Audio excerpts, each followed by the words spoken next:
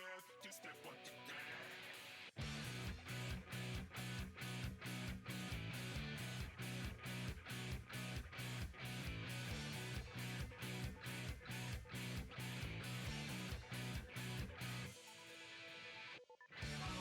Fantasy, no more than a test, ever feeding off the fallacy, creating this mess. Get down, it's on this big machine with all of the rest. Break free, two phase electricity.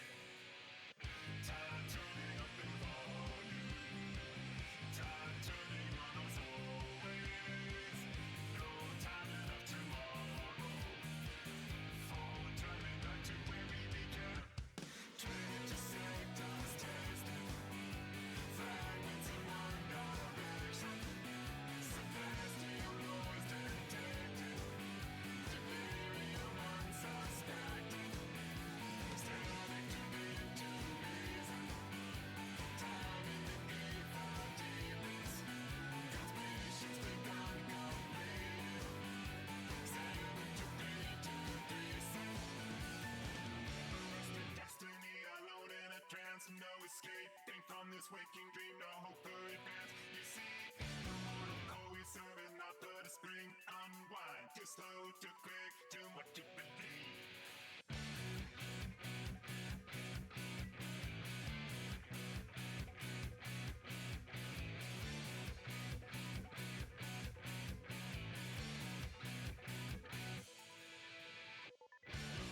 Fantasy, you failed the test, ever forging all new fallacies, creating a mess to wreck. Into this brick machine with all of the rest. DC, dying electricity.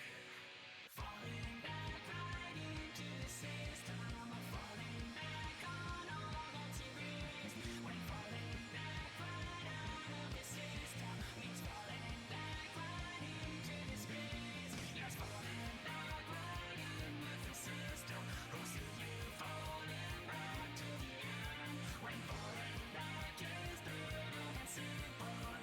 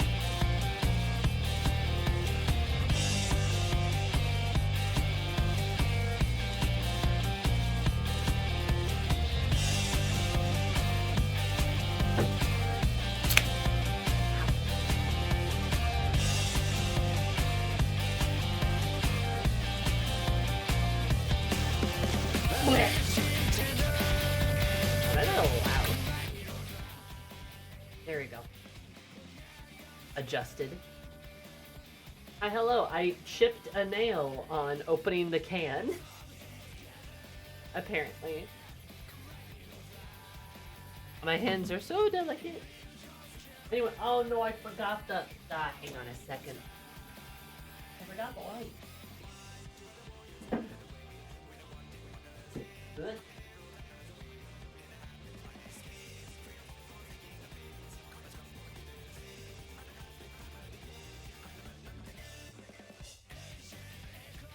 Blue. We don't want blue. Here we go.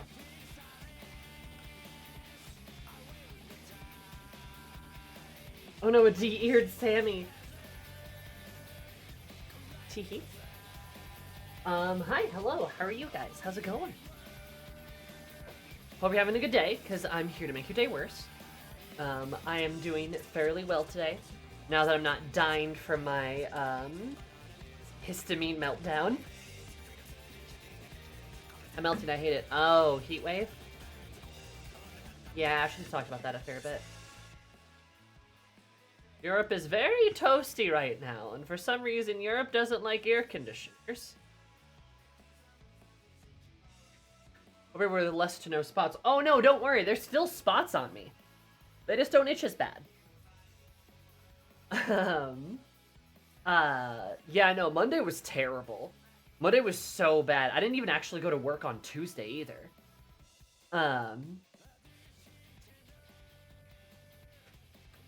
But, yeah, no, it's, like, bad. I'm okay now, though. Like, it stopped itching, which is good. And, like, I'm not feeling like I'm sick. But, yeah, I had, like, an allergic meltdown. Or, like some kind of thing, which is why I was, like, out for, like, 2 days. So it's kind of wild. Also, oh my god, are you doing better? Yeah, I'm doing a lot better, actually. Was it just bites? Yeah, they were bug bites. They were mosquito bites.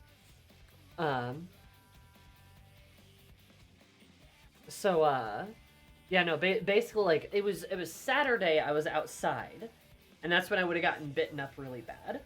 And I had a bunch of mosquito bites. I was like, oh man, my legs, got a bunch of bug bites, and on Sunday it wasn't much of a problem, but Monday, they swelled up so bad, I couldn't walk very well, and I was just, like, ill. And then for, like, Monday and Tuesday, I was, like, catatonic. That's why I tried streaming on Monday, but if you were there for that stream, you will recognize I was very tired. I was very, very tired, because I was just feeling, like, dead. I was just, like, bleh. And then I basically didn't sleep Monday night at all.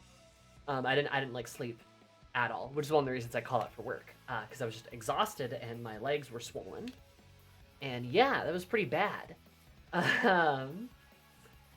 Thankfully, by Wednesday they started to de-swell, and then by Thursday, a lot of the inflammation had gone away. You can still see like the bites. These are only some of them. I've got more. But then by today, they're not really itchy anymore, which is good. So yeah, I had like an allergic meltdown, basically. Because I got like so many bites so quickly, or something like that, my body just like freaked out. So, that was weird. I don't recommend it. You know, I've gotten like mosquito bites before, but it's been like a couple. I had like 30 this time. On my legs.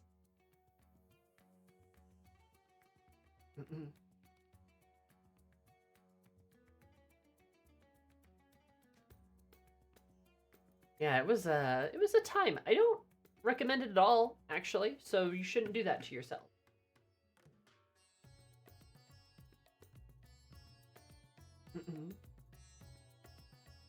They had a birthday party to celebrate Sammy. Apparently!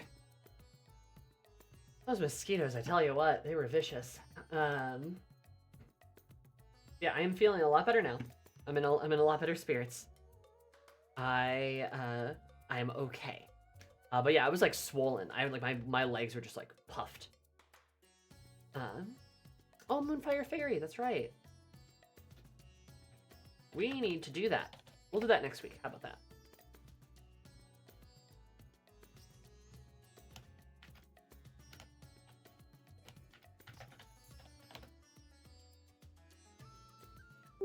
Sadly, no powers. I did not become Mosquito Woman, unfortunately. Hi, Esmira. Yeah.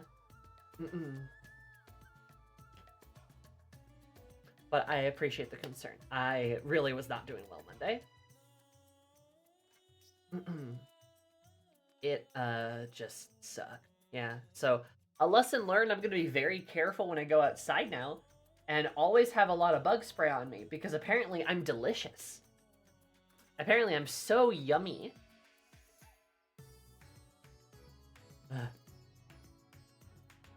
Something like that.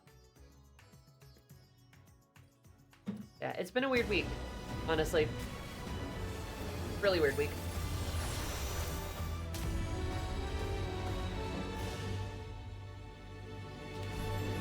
I'm better now. I'm okay. I'm alive. We're okay. We're alive. I just don't get close to vampires then. That's the idea. But what if I want to get close to sexy vampires? Then what? Come on. Come on.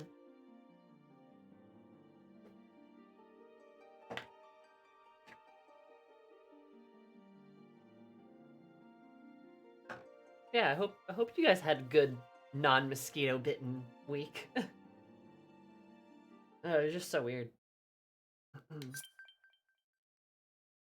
Apparently my mom, like, apparently gets that sometimes too with mosquitoes. Where she gets bitten too bad. So we might just have, like, a family allergy or something.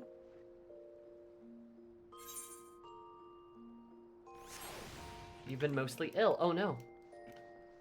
Oh, God, everyone's getting sick.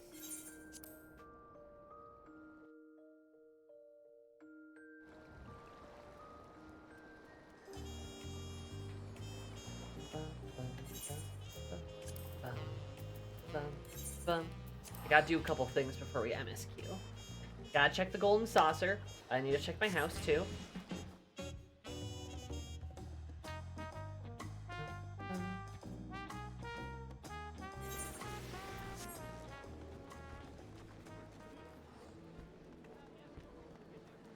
One good thing that did happen this week, though, for those that are interested, one of my friends' birthday parties was this week. He aged, so we all had a little birthday party, and we did another presentation night. And of course, my present was Ashley, because she's a gift to this world. Hello. How are you?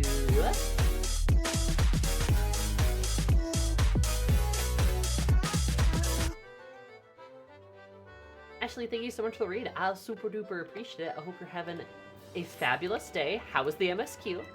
What were you doing? Don't give me specifics. I'm further behind than you, but I hope it was good. I haven't stopped crying for 45 minutes. Oh, okay. Oh no.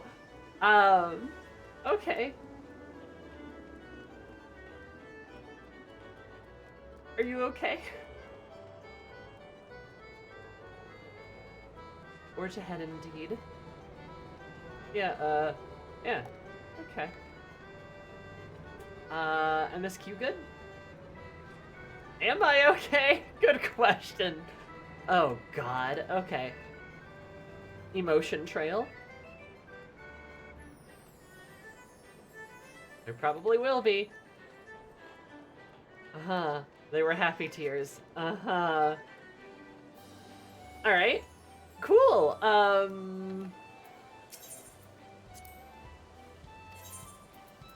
Shit got really real. Okay, interesting. Well, I'm excited and curious. I love you to pieces. Illy. I do need to go lie down. That's fair. All right, I'll see you later, Ashley. Take care of yourself, please. Oh. You know when you got so sad after Shinji? No, I know the feeling. Trust me, I get it. And That's me right now. Alright. Yeah, take it easy. Stay strong. For those of you that don't know me, though I'm assuming many of you do, I'm Ashley's best friend. Hi, hello. My name is Zumi or Sammy or Zumi. You can call me any above. My stream is all about positive. Oh. Hello. Stream is all about positive becoming vibes, being a safe place for everybody. I mostly play RPGs, getting through Persona 3 right now, and of course Dawntrail. And yeah, I like to think about games critically, analytically, and sillily. But also Yojimbo.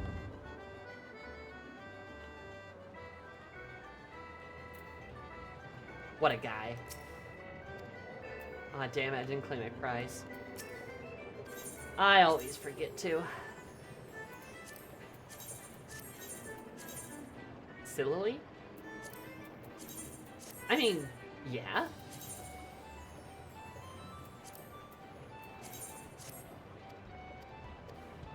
You know. I'm kinda silly. I've been told that before. Oh, hi, Zeno. How are you? I am swell. Not like, unfortunately, not like how I was earlier this week, which I was swollen. But I am great. Right.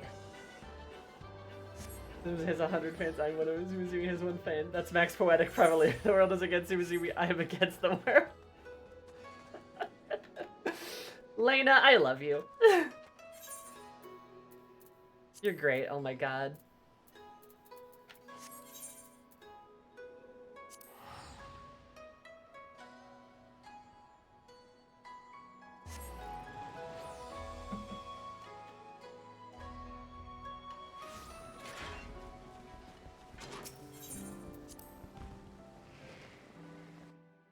Sloppy. Sloppy.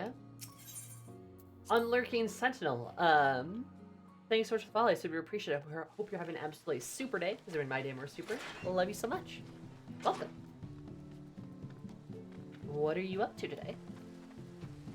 Emotional roller coaster, some good and some bad. You know how it is. Yeah, I get you. Well, I hope you promptly get more good news than bad news soon. Even more good news. Oh, right. It's all decorated for the festival. Forgot about that.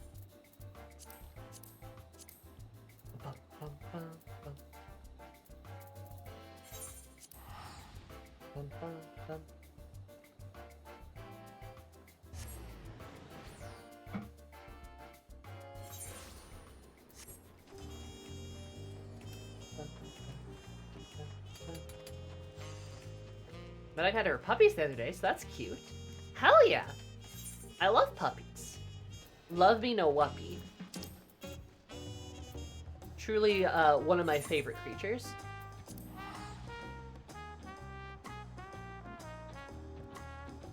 You get a fan to smack people with this year? Fuck yeah, I want to smack people.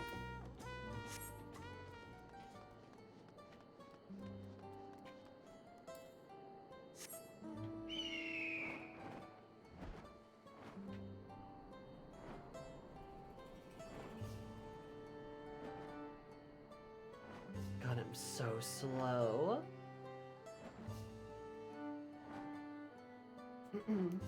Oh, wuppy. Precious, vicious beasts. Sun total 2 didn't make it, sadly, hence the bad. Ah. That is a bummer. This was not my Alex, thank you so much for the follow. I super duper appreciate it. Hope you're having an absolutely amazing day, because you made my day more amazing. Love you so much. How are you? How's it going? Oh. These guys look like they need some help. Oh, never mind. They don't need some help.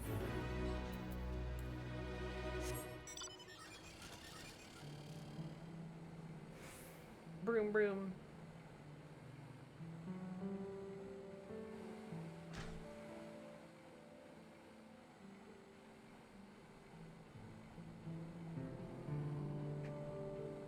I forgot I ended on like the whole other side of the map. kind of spooky at night.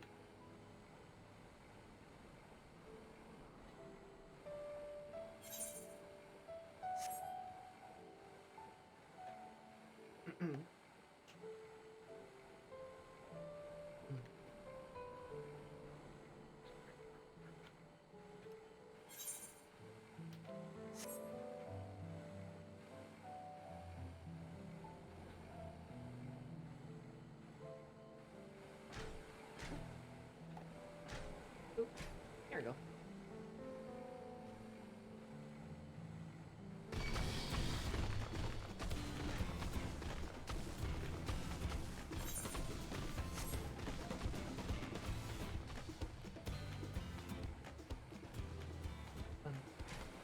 Hi, diddly ho, neighborino. Oh, hi, Storm. Hello. Hi, Kakatar. Love the battle theme for the expansion. It's really good. I don't think there's been a bad battle theme. Actually, I'm not wild about the Heavensward one.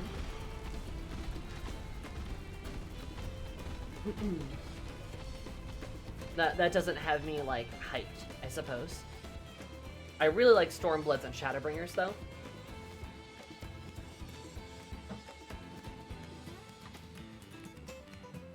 Shadowbringers is a bit much. I like the metal guitars. I like them shredded on it.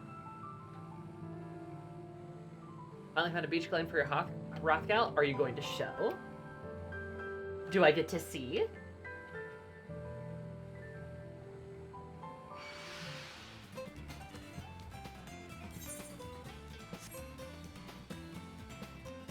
The composition is a little chaotic. Need more metal. Did I in the Discord? I did in the Discord, remember? Oh! Yeah! Sorry, you just said, like, big lady in a swimsuit, and I went, oh, yeah. Hi, Zara. Dungeon themes, on the other hand, are the best. Such devastation. Interesting. This was not Hi, Jokat. Thank you so much for the follow. I'll super duper appreciate it. I hope you're having an absolutely jubilant day, because you and my day are jubilant. I love you so much. What's up? How's it going? No spoils, but enjoy DT. I will. Thank you, Joe. Have a good one. Have a good your own MSQ as well. Actually, turn off the normal battle theme for the later areas of this X pack. This X pack? Lena?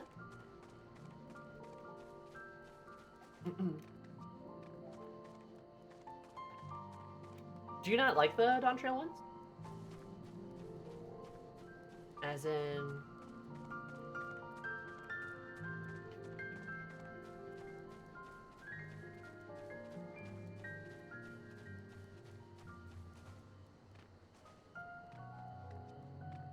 Someone in the Discord is I'm in have a bisexual panic episode. I mean... Look, Rothgal's big ladies. We're a fan of big women here. Big, strong ladies. That's actually, I know I say, like, the stream is about, like, a bunch of other stuff. That's actually what the real part of the stream is about.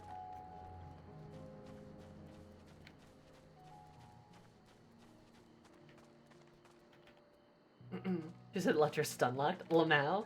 Big women are amazing. Exactly. That's why we got Iris right here. She's so great. No, I like it, but later is the vibes which don't fit with the normal battle theme, so I turn it off for immersion.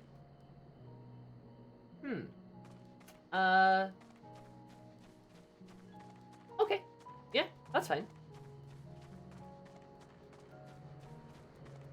I have a feeling something terrible happens in the MSQ. I'm getting the impression that something very bad happens. That seems to be the overwhelming consensus. If that's the case, though, we probably shouldn't delay ourselves too much longer. First of all, we need to do a summary of what happened on the last stream, on the last time Eris's Dawntrail adventures. Look at her. So, last time, we were in the Land of the Giants. Whoa! This place is so cool. A lot of stonework. And we were there and we were asking around trying to look for the one big guy, and we did the dungeon. We climbed up all the way a big giant mountain, and met this giant guy atop the mountain, who was an especially giant. And we fought on the mountain. He was a good fight. He used tales and stories to, like, fight with us. So that was, like, kind of cool. We all were like, nice, we'll listen to your story. We get up there. He tells us a bit more about their people. He tells us about the people that sacrificed to defeat Villargamando, which are listed here, as well as Gulu Jaja's like tombstone up there. Then Kona shows up and is like, "I'm Kitty Cat," and then he has to fight Kona. They fight him. All is well. Then Saralja appears and goes, "I'm evil." And then Zoralja appears and goes, "Oh, I've been looking around this place already. Kind of cool." And we all go, "Oh, hey, the whole family's here together." And the big giant guy goes, "Here's your little jolly ranchers. There you guys go. You each get one." And then somebody goes, "Wait, where's Bakul Jaja?" And then meanwhile, at Bakul Jaja land, he goes, "Ha ha ha, I'm evil." And he sets fire to Vilgarmanda. And unfortunately, that makes it so that the ice melts and Vilgarmanda breaks free and explodes everywhere, and really hurts a lot of people. All because Bakul Jaja is, he's just, I don't even know what he's fucking doing, trying to slow us down, I guess? But I don't think he got a keystone. So, like, I don't really know what his goal is anyway. So we run around town trying to help people. We help some of the giants, but then it becomes clear that Vilgarmanda is running around out there, you know, the apocalypse beast that he is. We do our best to track him, where we find this really pretty field and learn that he's out in some beautiful fields, beautiful little mountain areas, and he's gonna be slurping up all that aether, like, he's gonna be doing that to all the aether in the rocks, so we gotta stop him. Thankfully, Kona shows up and goes, "I'm Kitty Cat, also I'm going to help," and we're like, nice.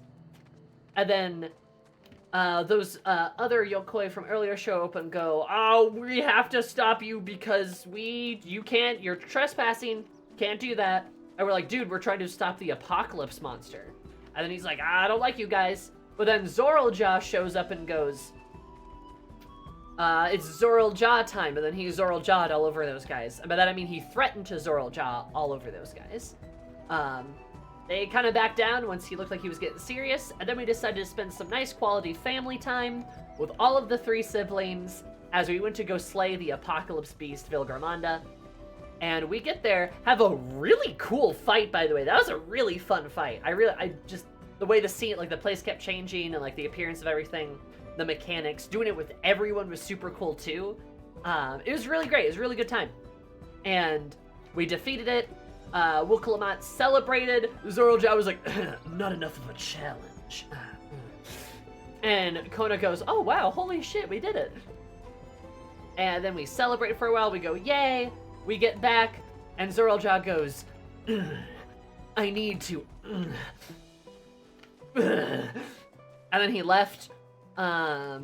And then we talked to Kona, and he goes, "I'm Kitty Cat, and bye." And we're like, "Okay, bye, Kona. I guess we'll see you later." No, wait, Kona's still here. My bad. They were saying he was going to depart, but I guess he hasn't departed quite yet. And then that's where we ended up here. So now we're just here with our good friends, our literal daughter, whom we birthed, the Blowjob brothers, Kryl, the sexiest man alive, Kitty Cat, and Silly Orange Cat. And yeah, that's where we left off. Any questions? That was a perfect summary, no notes.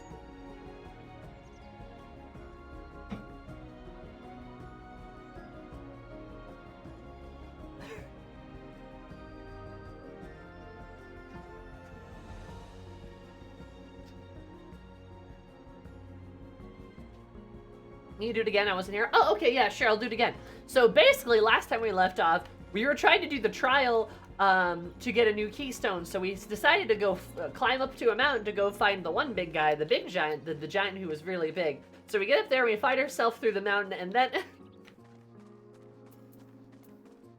Wouldn't it have been funny if I could have perfectly, like, done this, like, just perfectly recounted it again? for just 10 minutes straight.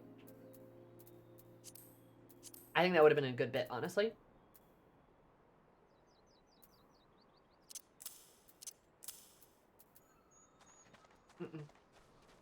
I like to finish it 2 days ago. I'm loving Dawntrail so far. So far, Dawntrail is probably in competition to be my favorite. Reminds me a lot of Stormblood, but so far hasn't suffered the same pitfalls of Stormblood. I am silly. You're like a whole supercut of the MSQ summarized by you? I mean, if you want me to, I totally can. I really did throw around the idea of trying to do like a YouTube video like that. Just for like funsies.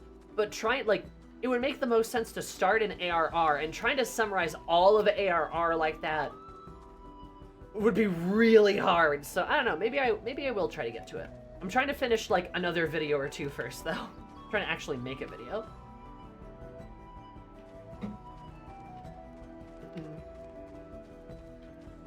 Very exhausted, I'm sure. ARR would be the hardest. It'd be like the one that makes the most sense to start on first would be literally the hardest one.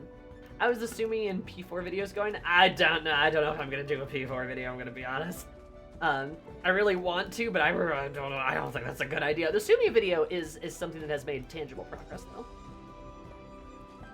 I think after about a year or so, I have a pretty good view of the situation. If that makes sense. The entirety of the 14 as told by Zumi. I mean, it would be really funny. I feel like it'd be very funny.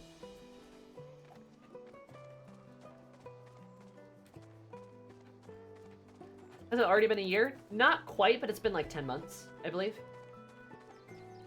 Because I believe I finished... Oh, hello, Lightning. I finished Persona 5 in like October? Because I started like Persona 4 around then, and I played Persona 4 until... No. Actually, I think I would have finished Persona 5 in like September or August. So it might have actually been a year. Because I played Persona 4 through the winter, and then finished it in March, where I started Persona 3.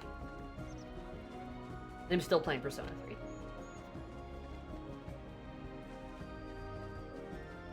But, I don't know, I really want to do a Persona 4 video, but I do think that's going to actually invite catastrophe upon me. I feel like people are going to try to dox me. And I'm not kidding.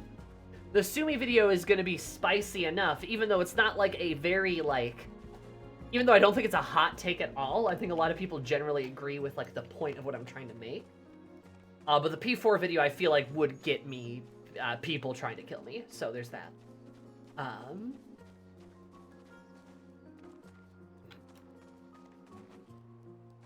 don't know, we'll see. We'll see, like, how fast I can make this, like, Sumi video. Because it's been very slow going. I've been very busy, and I don't necessarily know what I'm doing, so it's been kind of hard.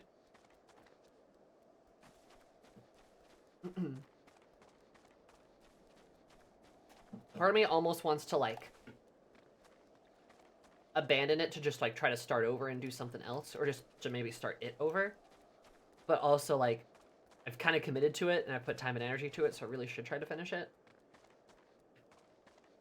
Year and a half of knowing Dasami, I think time is fake. I think you're probably right, actually. Time is fake.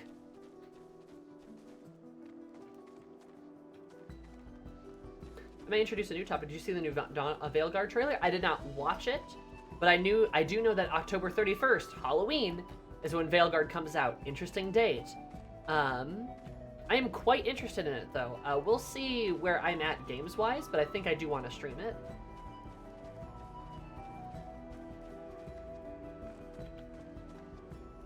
Watch Approved Bathroom? Oh, they're still working on the bathroom storm? That's fair. I hope they finish it up soon, bud. I know it's probably been a pain in the ass.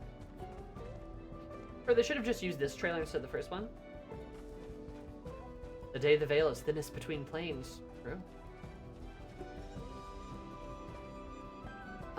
Look, Dragon Age has a long history of terrible marketing. The requirements for Veilguard look surprisingly generous. That's good. Yeah, no, I mean, I'm really interested in Veilguard. I want to play it. I want to stream it. I want to see how it goes. You know, no guarantee it's gonna be no guarantee I'm gonna be able to get to it immediately. I mean, we'll have to see where I am with both Dawntrail and Persona 3. Because Persona 3 is getting its DLC, I think, in November. And I'm very keen to play it. I don't know anything about it, but I'm very keen to play it. So there's lots of stuff coming out, and so little time, unfortunately.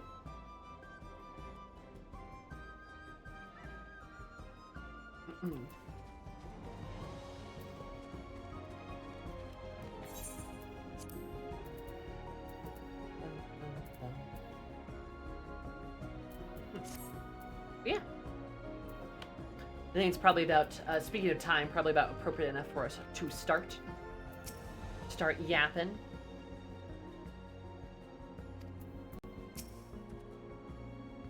Right, Clock Tower's getting a remaster too.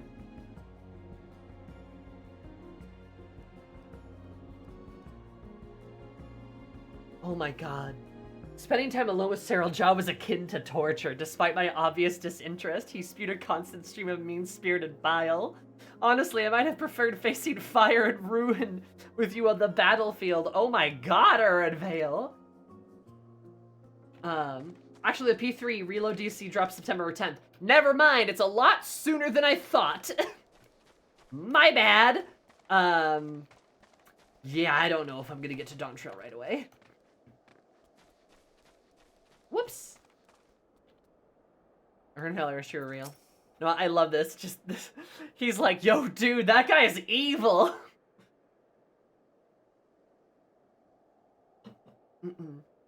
Pookie Pookie. I pull my own weight in battle now? Yes, yes. I'll make people Jaja answer for this. Oh, me too. We're gonna make him answer together, don't you worry. I consider you truly Lola's greatest warrior. The claim to air could inflict greater suffering upon these lands. True. Oh, hey, look at Aether Current. It's obtaining Vilgarmonda? Hell yeah. I must still be anxious, wondering where the Vilgarmonda will strike next. We seriously hurry back and allay their fears. Alphino as well, I should think. Yes, you're right. We shouldn't let them worry another moment. Yippee!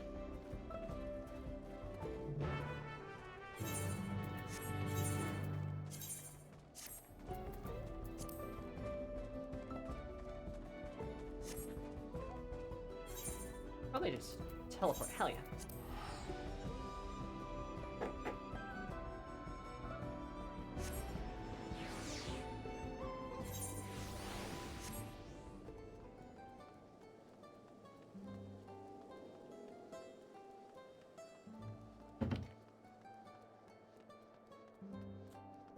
Erinville, it don't bite. Yes, it do! Hey, guys. Squad. I bet I would be asked to track many things during the course of our journey, but Vilgarmonda was not among them. Let the villagers would be hiding. Alphino's confidence in us must have reassured them. Feeling a massive bounty fighting a lector battling legendary monstrosity? Yes, you could say I'm a little tired. I like that she's yapping at Alphino. They're so siblings, honestly. I really like that she just comes back and is like, yo, look at all this shit we did, Alphino! Oh my god, and he's like, uh-huh, just staring at her. Back enough for a moment and I doubt you. Safe return.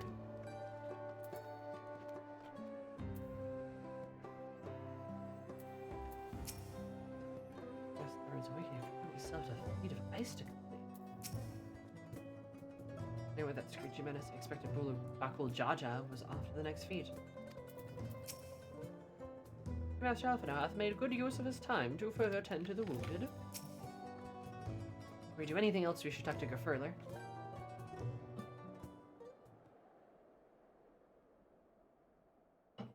To the temple, then? That won't be necessary, heroes of the hour. Who could that be? Vilgarmonda is no more. Yours is a victory worthy of song. Hell yeah. We had plans for a second feat to be conducted here in town, but the recklessness of your fellow claimant has rendered them pointless. Fair enough. A second feat? The feat of ice. You are to fortify Valigarmanda's prison. Valley. How shall we proceed, High Luminary? Yeah, I guess the feat of ice doesn't make any sense anymore, huh? What more would we test, Zurmurwer? They have defeated the Sky Ruin and saved the gods know how many lives. If they are not worthy heirs to Kulul Jalja, then no one is. True.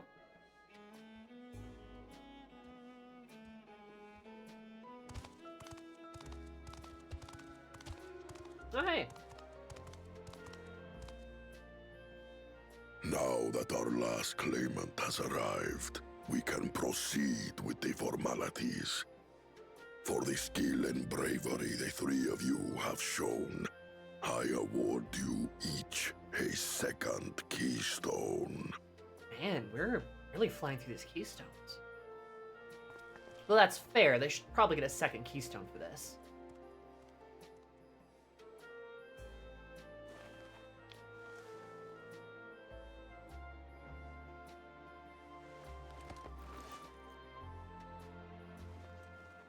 Oh, it's like kind of watermelon colored.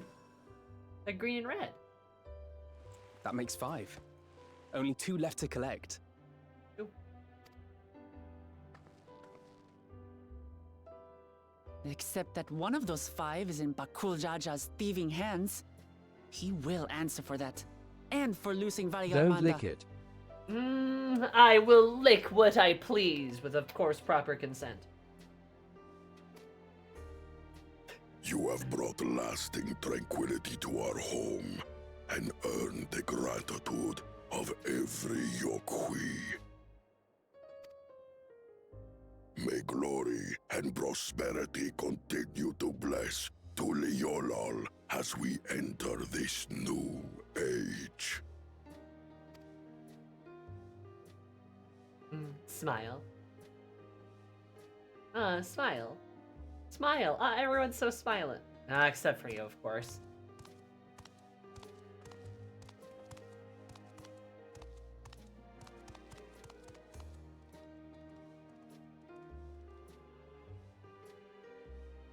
Yeah, doesn't it bother you Was how he just never doesn't much seem of to a give a shit? talker, our brother. And Wook is still being nice. God. Love her. If you're up for it, you should visit the capital. I'd like everyone to get to know you and your people better. Ha! I'll consider it. If it's one of you two who claims the throne. Oh. He doesn't like Zoral Jaw? Hmm? Then you need only await a missive from Sunperch. I'll be sending out invitations.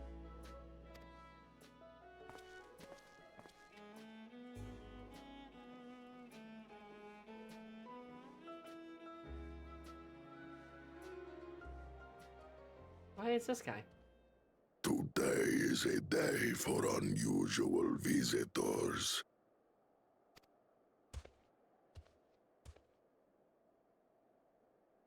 You Woklamat, was it not? I doubted you could slay Valigarmanda, but the quiet skies proclaim your triumph. True? Had the Vidral been suffered to roam free, it would have terrorized us all. Once again, we find ourselves in your debt. You owe us nothing. We fought because we wanted to. Yet a debt has been incurred, all the same. It will haunt me if I do not repay it. I wouldn't even know what to ask for. Perhaps he can tell us about the dreams of the Golden City. Oh, good idea! That was on my list of questions I wanted to ask. She forgot. The golden dreams. Yes, we have records of our forebears and their visions from the time before the TURAL expedition. What did your forebears see? A heavenly land, suffused with a golden glow. Its people lived as gods, never aging, never dying, free from hardship and conflict.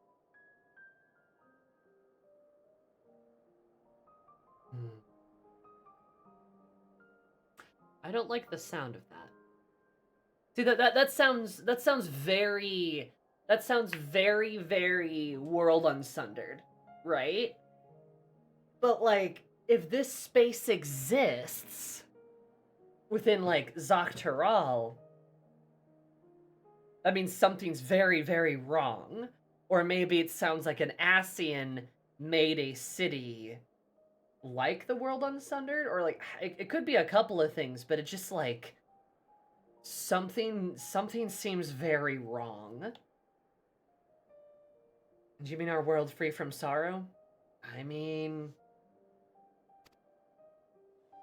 Every building was a palace, and in their midst reigned a silent goddess. A statue so tall, even my kin would need lift their gaze to behold its visage. I wonder if that's the lady on the Dawntrail promotional art. A statue of a goddess. That's new. Aye, and compared to the abstract imagery we'd previously heard, this was a detailed description. The dreamers were consumed by their visions. That too. Compelled to seek out the paradise they'd been shown.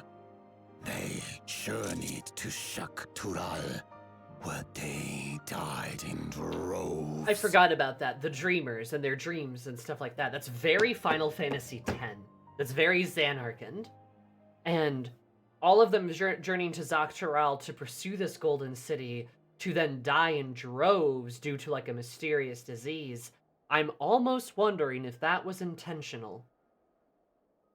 Because like one thing we know is that like souls and such, Aether, the way Aether exists is like, you know, Aether is a type of energy. Aether is a type of life force. In a really fucked up way, what if this city of ageless people existed because they fed off of the energy of people that they lured to them, right? Like, what if they sacrificed all of these people to sort of power this ageless city, right? That'd be pretty messed up, but that would kind of make sense. Like a nation of Aether vampires, in a way, right? And that was the mysterious disease. Especially the description of the dreamers were consumed by their visions. That sounds like them being lured, right? They had these strange dreams and then they journeyed here, right? They went searching for it, and then a bunch of them died.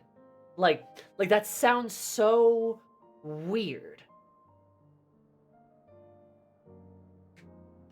Like there's something just very strange about it.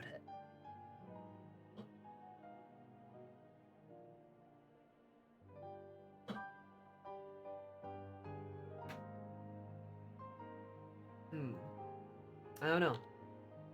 And especially like how,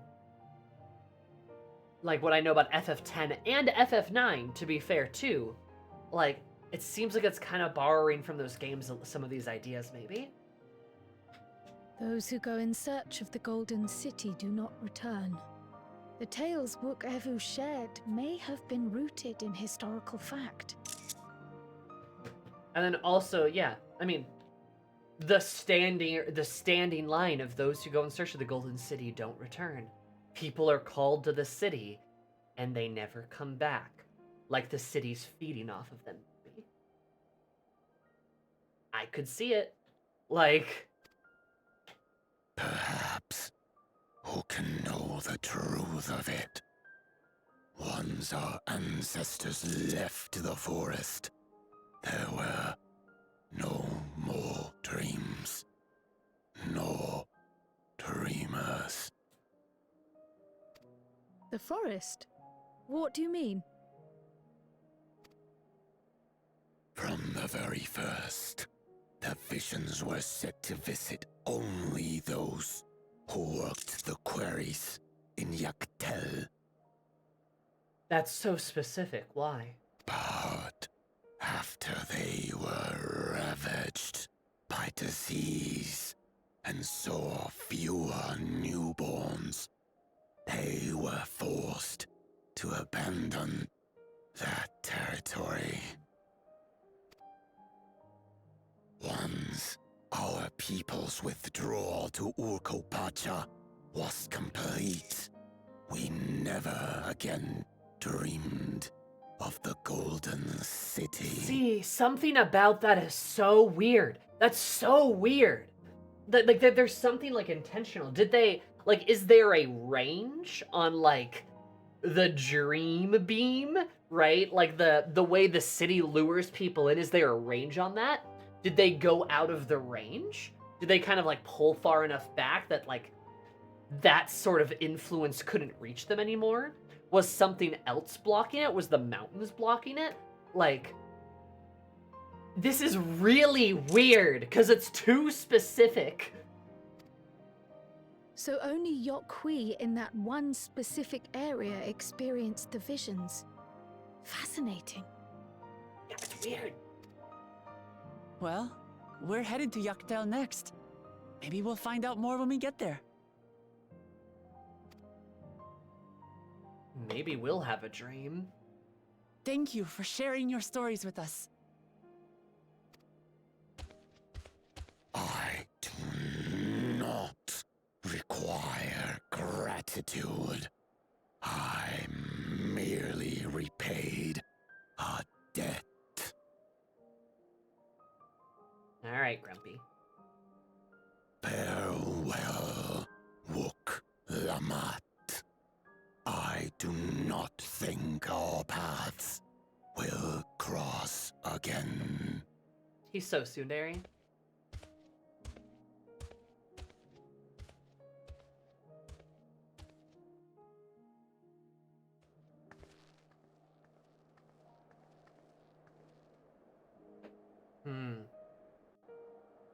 Oh man, this is weird.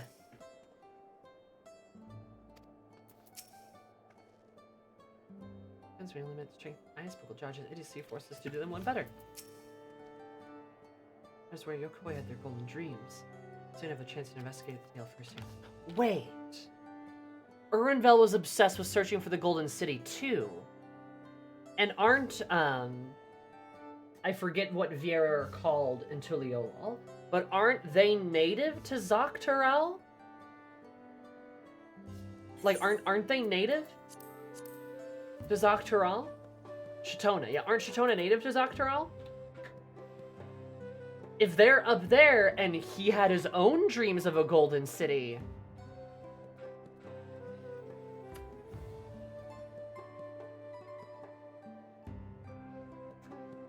it fits.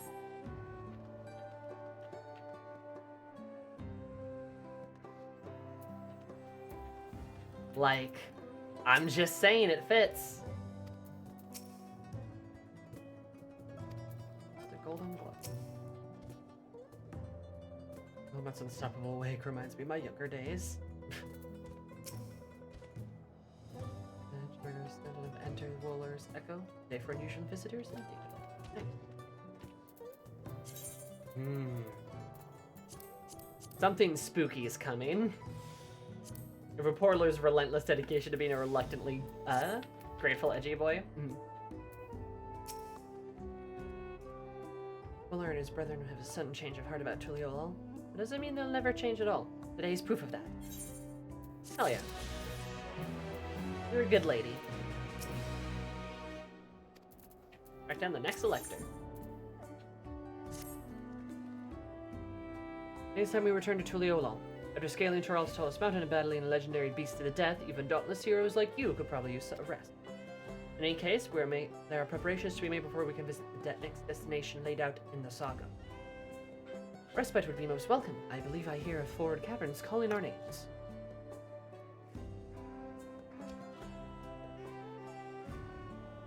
And she does a little wave.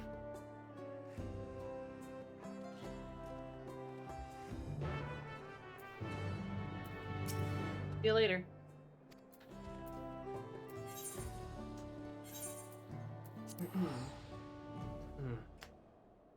I don't like this, guys. Something bad. Like, I just said, I feel like something bad is gonna happen. And they're like, a city of ageless people with people being lured to it and then dying. It's like, okay. Oh, what does that mean? I don't like it.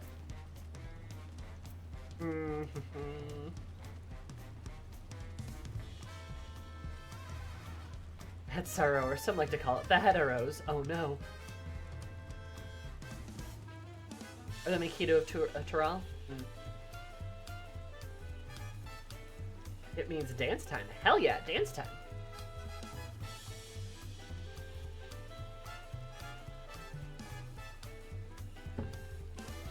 Love it when dance time.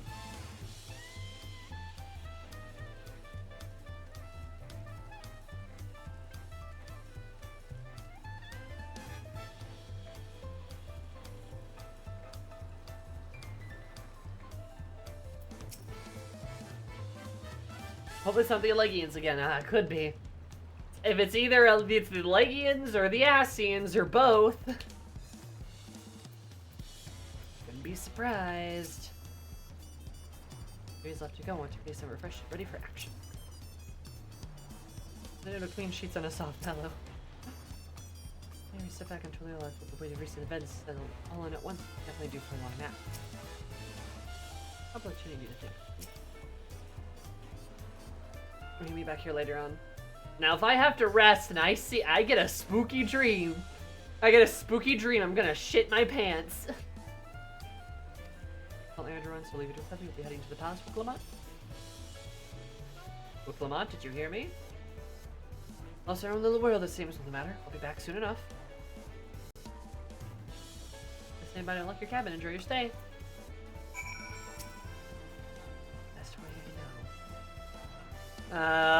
Guys, I'm gonna have a spooky dream! I'm gonna have a spooky dream, aren't I? I don't wanna have a spooky dream! I know how this shit goes! Roxy Mantha! That's like almost like my full name. Thank you so much for the follow, I super appreciate it. I hope I'm gonna have you now rockin' day, because it reminded me more rockin'. I love you so much. I don't wanna have a spooky dream! Alright, Mistress Eris, your cabin is just as you left it, minus a light layer of dust. I don't want a spooky dream. It's raining.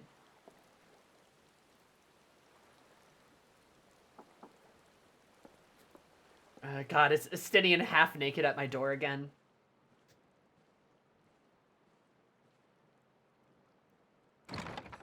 Oh. No. You have a moment? Hello, Lamity, of course. God, I'm so much taller than her.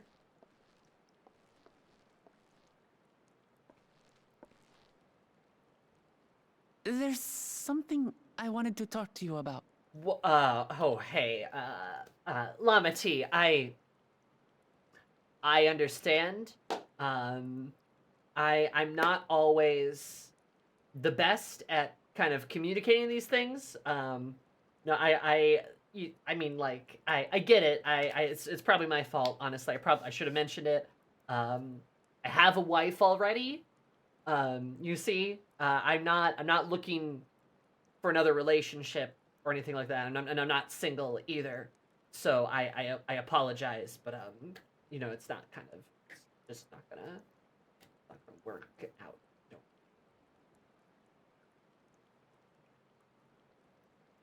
Left my wife in the void.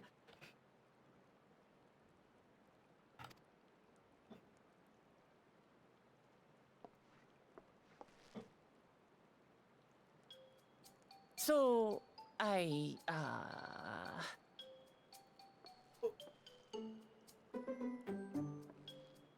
was just joking. Eris glares at her. I was just joking.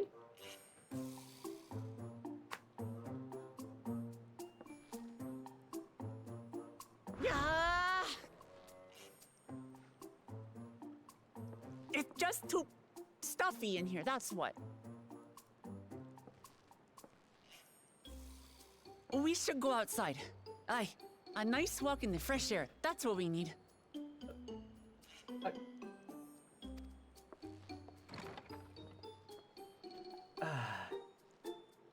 Eris like, what? All right.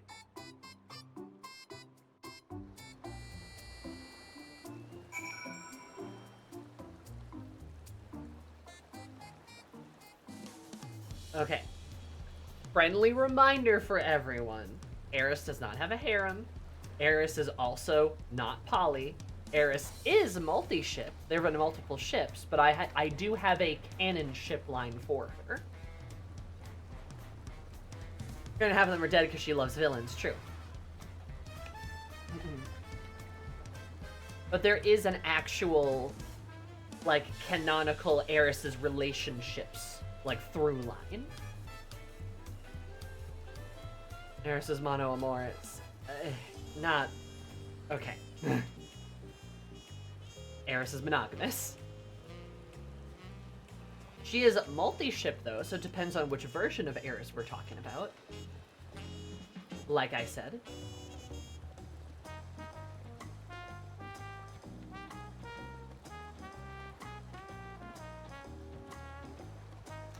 Word. Eris has lots of X's, one by one etched onto her necklace or something. She does have a lot of X's.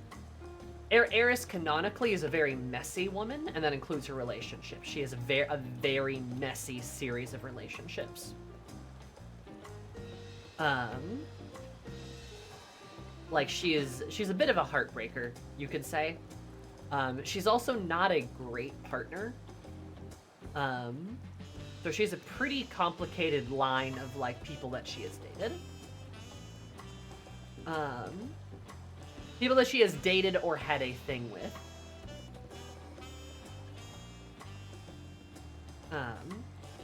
Currently within canon, technically speaking, you could consider her to have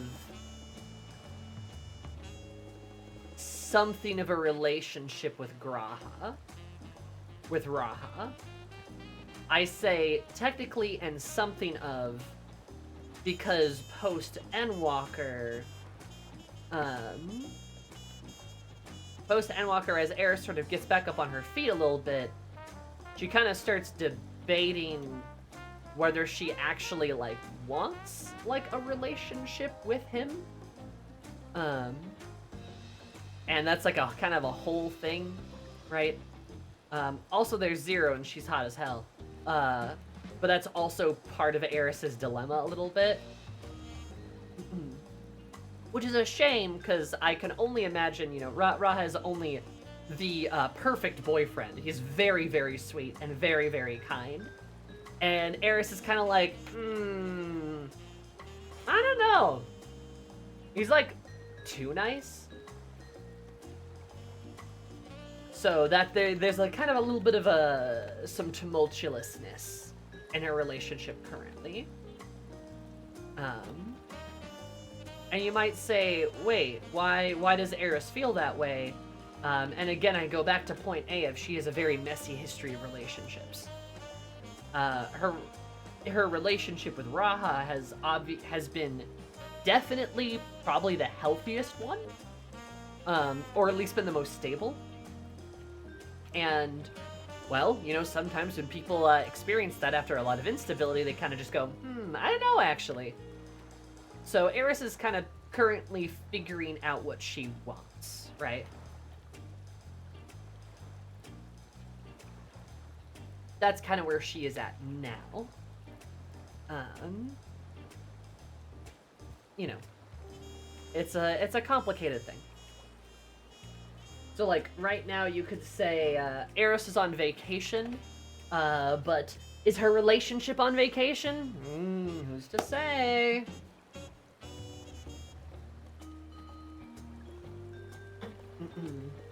Who's to say?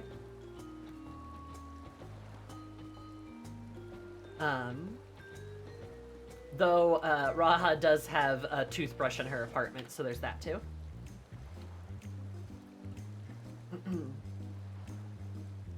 Yeah, no, she's got a very messy romantic history.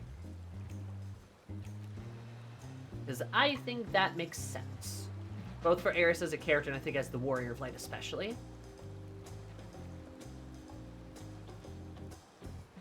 So, now that her life has actually gained some stability, it's kind of like, okay, what do I actually want? It's like, ooh, do I want this? Do I want to chase after someone else? Do I want anyone? So, that's kind of what's going on.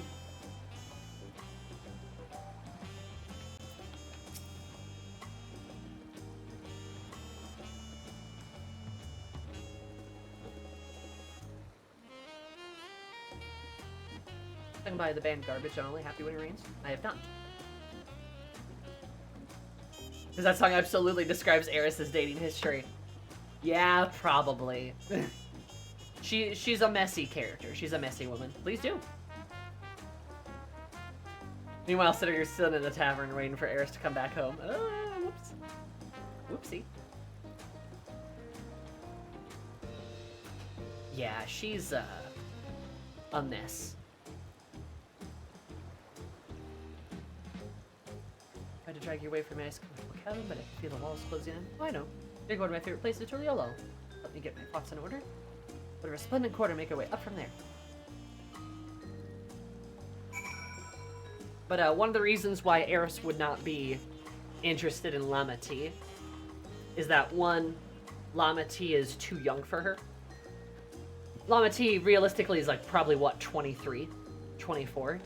Eris, by Dawntrail, I would say is probably like 30. Like 30 or so.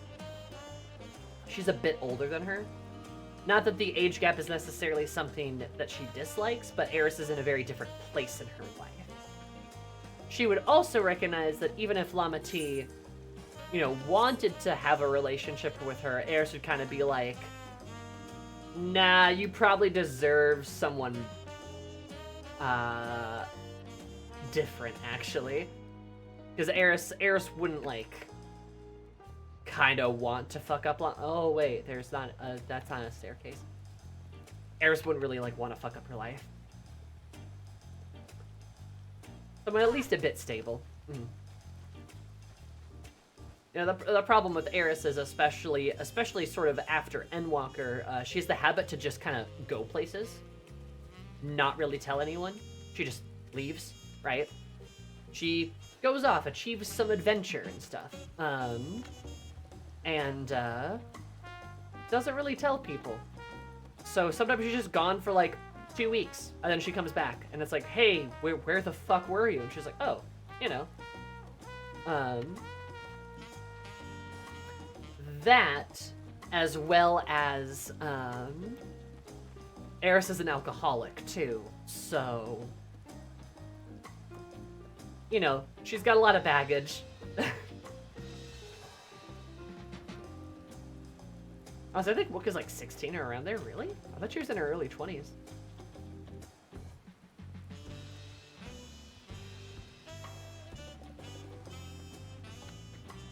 But, yeah, Eris is in kind of a weird place now, because she's, like, much better mentally, in a much better mental space than she was for most of the past previous years in X-Pax.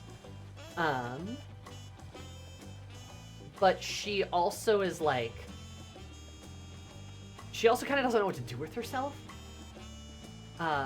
Nothing is really a challenge for her anymore. She can pretty much defeat any foe, slay any beast, win any prize. Like, she's just the best at everything, and now she's just kind of bored. I feel like Thancred always knows where Eris is because a Spymaster knows about her alcohol. Oh, no, Thancred definitely knows where she is. He probably tails her quite a bit, actually. Just to, like, you know, make sure nothing bad happens. He would definitely know. You know, but that's also one of the things that puts a strain on Eris and Raha's relationship, is because Raha's a very patient boy, but he's also a very anxious boy, and Eris just up and dipping on him for, like, weeks at a time. Not great. Kind of shitty of her, actually. But then again, Eris is also surprised that he's so worried, because she's like, oh, huh, yeah, I guess you would probably care about that.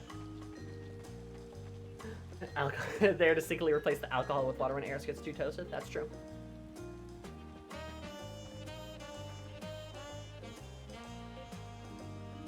Yeah, no, for sure. I mean, Thancred, I do have it as, like, Thancred is, like, Eris's best friend. Also, ex-boyfriend. They dated for a while.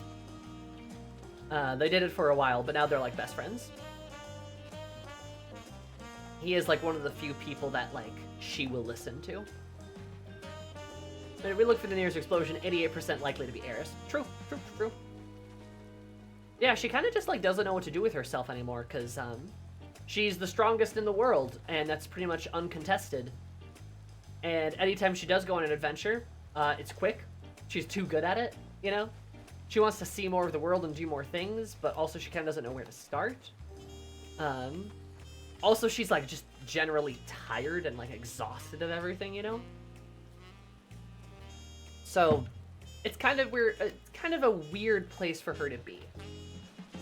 You know, what good is a weapon when the war is over? And Eris is the weapon.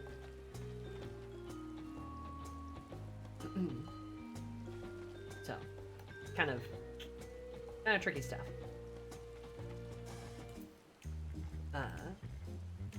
Eris is a sort of a fatalist character. She's a bit nihilistic. Feels like after Endwalker, Wolo's on the perfect path to become a mix of One Punch Man and Xenos. A little bit, yeah. A little bit. Well, and that's one of the things that, like, did hit her really hard with Endwalker. Is, you know, she defeats the Endsinger, and then defeats Xenos again, and Xenos was the only one to ever give her trouble. And now he's gone. Not even the fucking apocalypse beast of the end times that could throw planets at us was able to beat us. Nor our enemy, our friend. It's just like, what then? You know, like, what does she do? Like, no one can challenge her. That, and also sort of the crushing, like expectations of fame are really, like, really weigh on Eris, too. Because she's famous everywhere. Everywhere in the world. Everyone knows who Eris is, right? Everyone does. It's really hard for her to go someplace and people to not recognize her. And, you know, people have heard about this gallant and heroic hero, this giant woman of magic and power.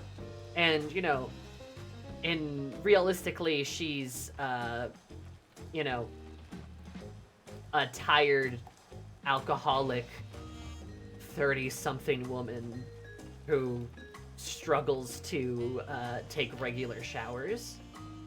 Like, not quite people's perfect image of a hero.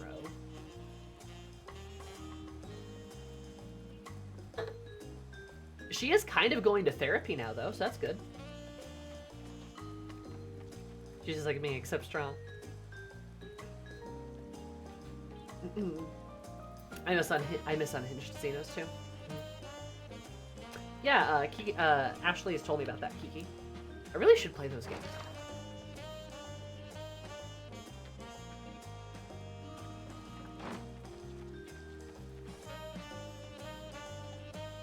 So, yeah, Eris is she's a complicated character. I love talking about her, though, so if you got any Eris questions, let me know. I will answer them.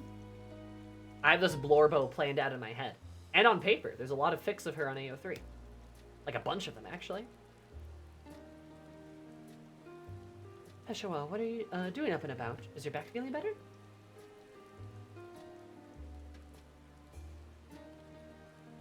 It's much healed now, so don't make a fuss. Besides, I can't be lounging in bed all day when you're out there fighting your hardest to win the throne. Reclaim it with the greatest love for peace. I love this nation of ours, and lending you my support is the least I can do.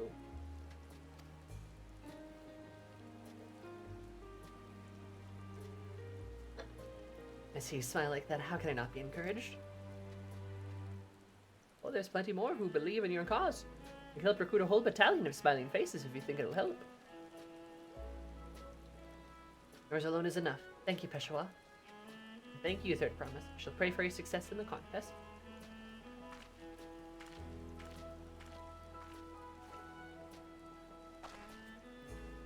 All those smiling faces.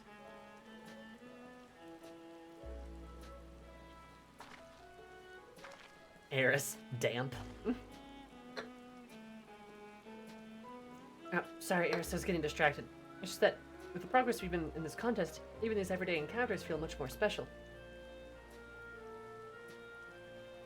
I think we can take our time and maybe wander around a little first? Then we can head to that spot I was thinking of.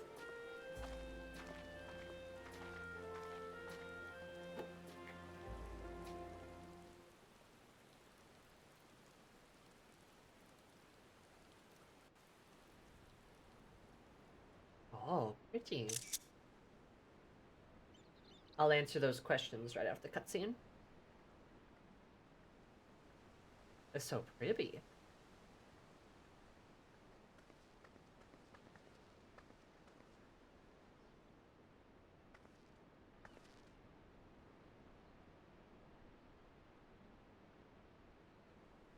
This is much better.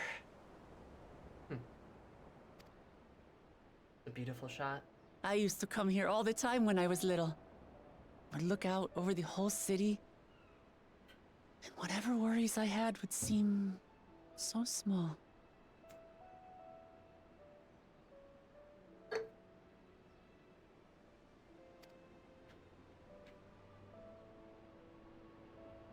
Do you remember what I said at the top of Warkor Zormor? That I would fight to preserve Papa's peaceful TURAL?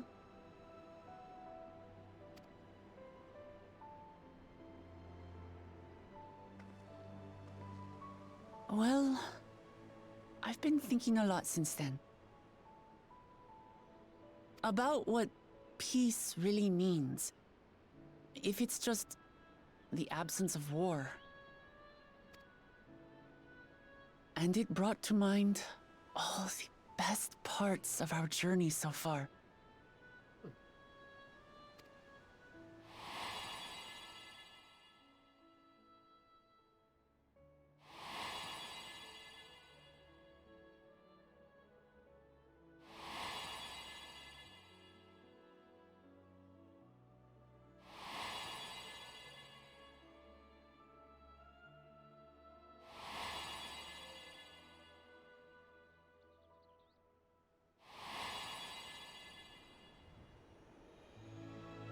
I realized nothing gives me greater joy than the happiness of others.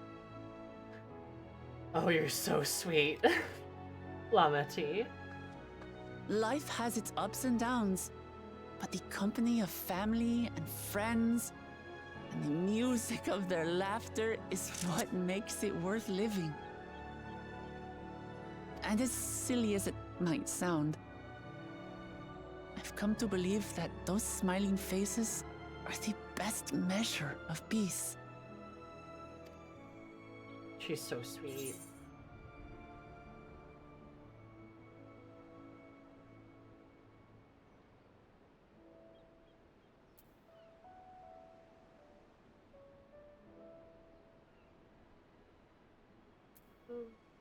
Eris isn't gonna dash her hopes and dreams.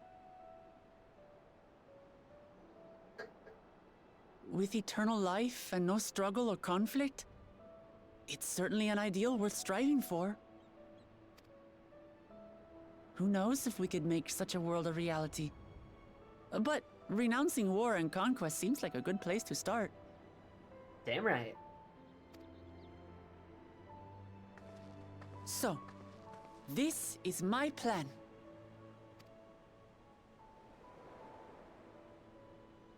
When I become Dawn Servant, I'll build on Papa's peace. Our people will live together in happiness. Hell yeah. She's so sweet. It's just like Kryl said. By taking the time to hear their concerns, understand their feelings, and consider how best to serve, with each passing day, I'll be that much closer to becoming the leader I want to be. Damn right. It's hard for me to say how much I've changed since the contest began. But there's one thing I can say with confidence. Well, there. Hello, all the besties are rated. We're in the minute of Wooklamot being the nicest lady ever. Thank you so much for the raid. I super duper appreciate it. I hope you're having a beautiful time. Most of you probably know me. For those of you that don't know, I'm Sammy, Zumi, Will's pinkest friend, obviously. Thank you so much for the raid. I'm about positivity, coming vibes, be slave based for everybody. Mostly play RPGs like Persona and Final Fantasy, and I analyze and I look at games analytically, critically, and sillily. Hello. Hi Dratus, hi Grass, hi Nova. AKA Pinklock's Fast Talks. Real! Hi Daft. I want to give Wooklamont every hug too. Honestly, she's so sweet. Like this cutscene right here is really, really nice. I really love our plucky protagonist character, who is just like the sweetest person. She's just like a ray of like sunshine and rainbows. Really, really nice. And like kind of in a way like following like some of the Warrior Light's footsteps a little bit. It's really, really sweet, and I really, really like her. The Picklocks, and I was like, oh, Rogue? Sorry, Shrew. But how are you, Will? How was stream? What are you up to?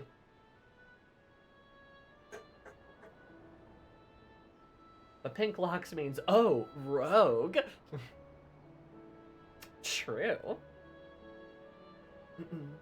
Nah, she's just super sweet. She's probably like one of my favorite, like, because we're always following people around in X-Packs, right? And she's probably one of my favorite ones, I'd say. She's really got my heart. I've been on No Man's Sky. Nice. No Man's Sky could be fun, especially now that like the game's like been like fixed and stuff. I don't have to love her, but Wooklamot haters have burnt cinders for hearts. You might be right, Hamina. She's definitely not for everyone, but I do find it difficult to hate her. Urvia does a fantastic job. Oh, absolutely. She fucking kills it. Like, every time. Like, literally every single time. She's almost like a spoiled princess, without any pompousness or arrogance. I love it. A little bit. She's naive, right? She's a bit sheltered. But, like, the one thing that Wooklamot has going for her is that she has absolutely thrown herself into learning more about the world, learning more about people. She's very open-minded. It's why she's the best candidate, because she is by far more open-minded than all the other three candidates combined. You know, Bakul Jaja has no plan at all. Zorljaw's mind is encased in titanium. You ain't getting anything through that thick skull.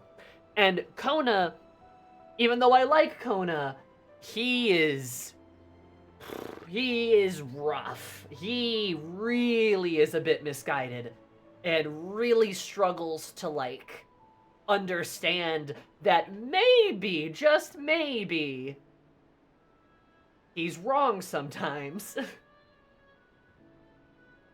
Wook has 1 speed and is yeet at everything she does, especially learning about people. Exactly. But, like, Llama T may not be the fastest or the strongest or the smartest, but she loves the biggest, and she will throw herself into both improving herself, improving her knowledge, improving the world, everything. She's got that charisma, and she's got that heart. That matters. Arguably more than anything. She can learn to be a good ruler, and she really has. She's grown a lot already. Kona means good, but really seems to struggle with people. He does. I mean, he struggles with people, but also, like, he very clearly holds Charlian on a pedestal. They can do no wrong. They're amazing. They will fix all of our problems. Without ever understanding what exactly the problems were in the first place. It's like, you know, Kona can go like, oh, we need to improve our infrastructure. We'll use Charlian inventions to do that. Sure, alright, seems like an alright idea. Where, though? Where are you improving it? How are you improving it? What are you doing? Like, where, like, you need to go past step 1 here, right? Are certain improvements even things that people want to happen? Mm-hmm. Especially as a leader, you need to help others, and knowing about them and having them trust you is so important. Absolutely. He is a bit of a weep. He's a charlaboo. Orange Cat and Bulldozer, they overlap more often than not. True. Kona needs someone to help give him direction for his innovations rather than just innovate for innovation's sake. True. Kona's the type of guy to be like, look at me, I made a robot that screams! And it's like, why did you do that? Like, huh. I don't know. Charlaboo are wild folk, let's be real. He's just misguided and ignoring everything around him. And again, he's pretty close-minded. Like, he's not really all that willing to, like, change his perspective or listen to people around him. He is definitely changing a little bit, right? He's slowly but surely. He's moving in a better direction. We can see that he's been thinking about stuff a bit more. But, like, generally speaking, he's really, really closed off. You know, and that's pretty undeniable. I can understand why he's slipping for tradition, given what happened to him, but I also appreciate that he's not static and that either he does seem to be changing. Yeah, I mean, Kona's a really well-written character. He makes sense. He's starting to do some think-thonking, but the think-thonking doesn't happen overnight. And while he's doing his think-thonking, you have Wook Lamont just, again, like I said, throwing herself into everything here. She is far ahead of him in that regard. So. Yeah.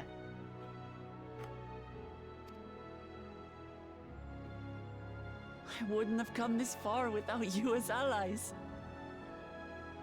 Shucks. If it wasn't for you all listening and feeling and thinking along with me, I would have never learned so much, and in so short a time. There are 2 keystones left. After everything that's happened, and imagining what could happen, are you still willing to walk this path with me? Hell yeah, girl.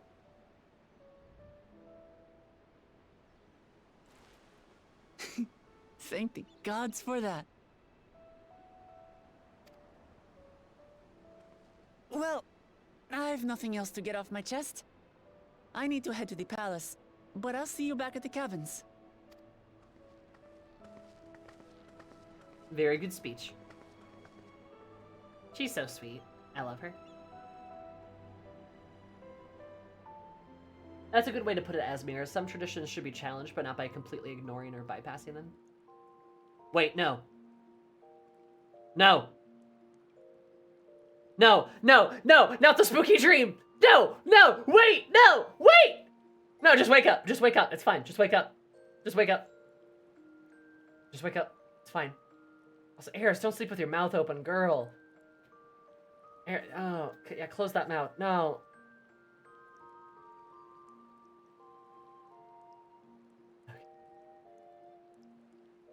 Ah, ah.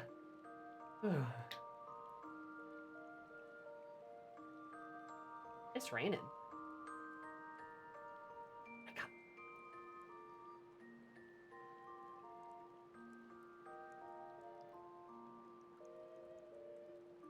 Look at all that fruit. And for truly all the mosquitoes, I die.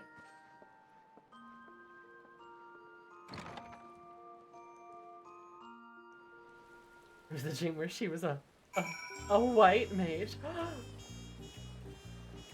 Wake up! Wake up! Garble, brush your put in some makeup! Makeup! Eris was dreaming about Mezcal, probably. That's Eris. Speaking of her, to respond to what you guys asked earlier, Eris is more of a cake person rather than pie. She prefers her desserts, more light and moist versus more wet and thick. And Xenos was a tank with 14 fault stacks. No! I do like that we get the war of like Rusty without something burning or a complete panic about things. I know, that's great. That's great. As for her favorite breakfast, it's a bottle of rum with a cigarette or two. That's only half of a joke. But her actual like favorite like breakfast time meal would probably be like something like that she would actually like choose as a favorite instead of what she ends up normally having for breakfast. Would probably be probably like a cut of fish. Like a cut of fish along with some toast, jam, and an egg or two, and perhaps like a cup of soup. Like a cup of like light soup.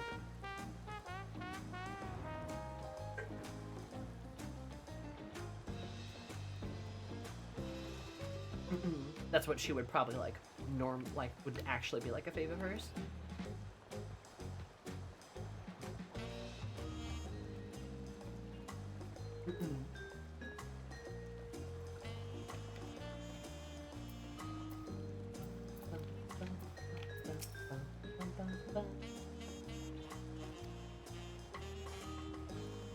We'll be back on the road for us. Oh, I know.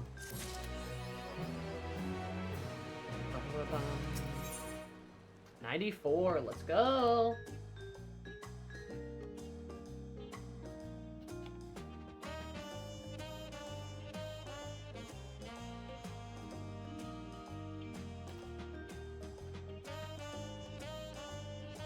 Why is my description failing to up? What the hell?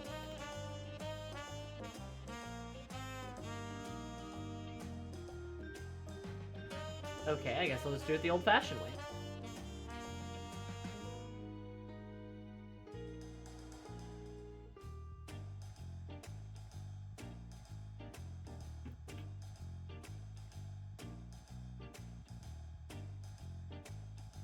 I can open this.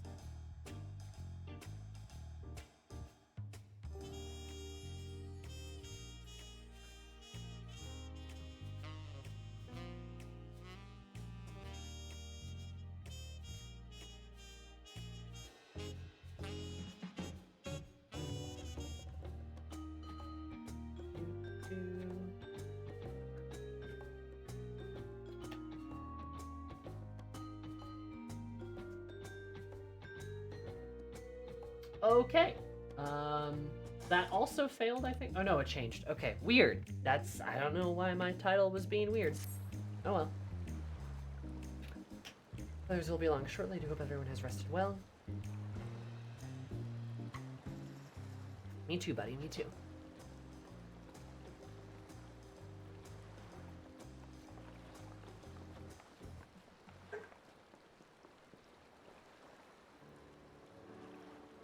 Now we refreshed ourselves somewhat. Let us consider all claimants as they currently stand. Zildjar and Kona have completed every feat thus far and hold 5 keystones apiece. Clement would be equal with them, but for Bokul Jaja's thievery, which has left us one short. The conniving braggart didn't so much as lift a finger in the feat of proof, wreak havoc in the feat of ice. He can't have more than 3 keystones at most. He may think he can simply steal what he needs to win, but he's sorely mistaken. I'll be taking back what is mine, this I swear. Hell yeah. Be that reclaiming a keystone may not be enough. That is, if Bokul Jaja is unleashing Vilgarmanda is any indication. Using his lead, I anticipate that he will move to obtain the remaining keystones before disrupting his rival's attempts. We find ourselves being forced to take from one another. Can't say I'd be comfortable with that. Neither will I surrender my claim to the throne so easily, for the sake of preserving the happiness of my people, so I'll do what I must. Yeah, I don't want to rob your brothers either, but, well, I kind of want to rob one of them. The last 2 keystones we require are the Lay of Repast and the Lay of Brotherhood. The former depicts the cessation of hostilities between the Mumulja and the Jabral in the forest of Yaktel, specifically near the village of Brax. That's where I was born, if you recall. I haven't been back there since Papa took me in when I was a baby. That will be interesting. Where the Lay of Brotherhood takes place, however, is unclear. The saga said a foreign explorer came seeking an audience with a Dawn servant, but little more than that. Eorzea has a similar tale. The explorer Kenteran befriended a 2-headed king known as the Autarch before commencing his travels across TURAL. He journeyed here several times afterwards, but was ultimately lost at sea. At least, that's commonly held belief. Unless he was sacrificed in the Golden City.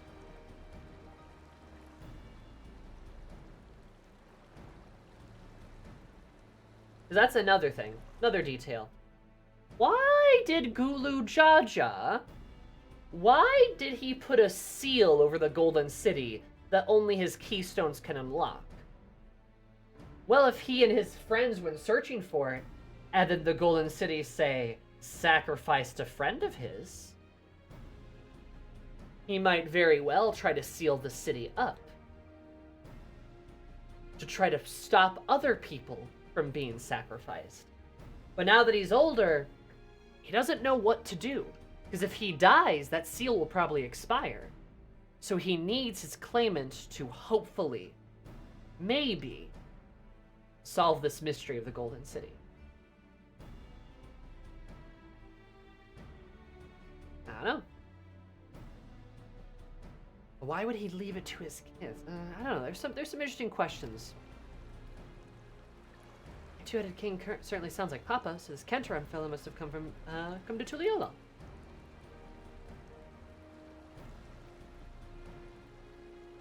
But if he indeed arrived some 80 years ago, the capital may not have been built yet. Vestiges of Yokoi architecture notwithstanding. Wait, you said Autarch, didn't you? And Kenteran must have met the Dawn servant in Mamuk. Mamuk? Is that a city? Hey, Lazy. How are you? One of the grandest in TURAL, once upon a time, in the seat of Mumal Ja's homeland, 2 lies in Yaktel, not too far from Brax? All things considered, Yaktel seems to be the obvious choice for our next destination.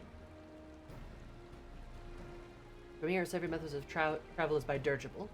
We should make for the landing once our preparations are complete. We're riding one of Kona's balloons? They can't be any worse than ships, can they? Oh no. Air's just... Hi, Set. How are you? I am well, Lazy. Doing some Dawntrailing in the level 94 MSQ now. Hopefully Wukalamat doesn't get sick.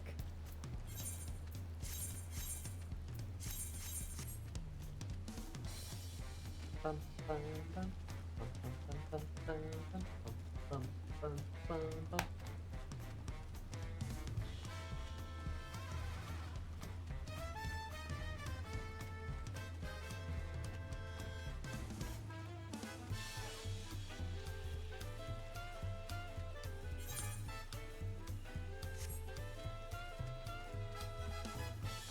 Are the dirigibles... Yeah, they're all the way around here. Nah, man, the more we find about the Golden City, the scarier it sounds. The spookier and spookier it sounds, and I feel like something terrible is going to happen.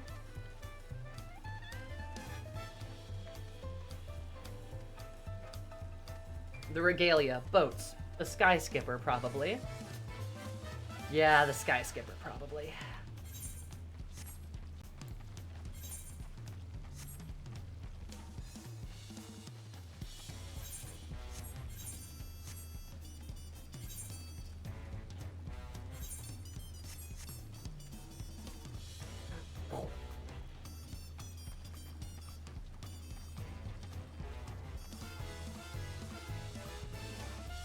It's a shame, because I love that funny cat. Oh, that funny car? I mean, I love that funny cat, too. Ready to leave when you are. So, we can jump to the Golden City. I can tell him, for much as I wish we could ignore him, Uncle Jaja is a real threat. Can't afford to let our guard down. Oh, she's so anxious. It'll be fine. It's fine. Exciting, the design of the TURAL dirigibles intrigues me. I must know how they perform compared to Eorzean airships.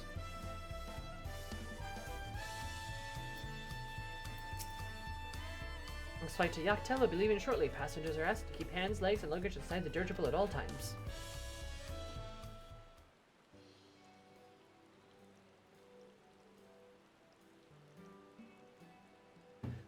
Oh, poor girl. Are we sure that they will stay in the air all the way to Yaktel?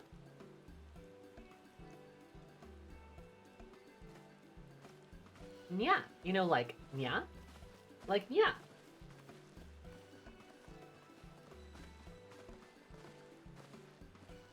Are you ready? Bags are packed. Your goodbyes are said. There's no backup.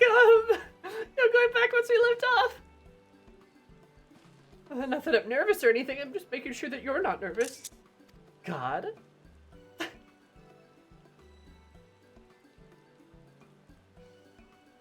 Oh, my kitty and my knees won't stop shaking. Hey, will you hold my hand? Just until I've settled my nerves. Yes, I'll hold your hand.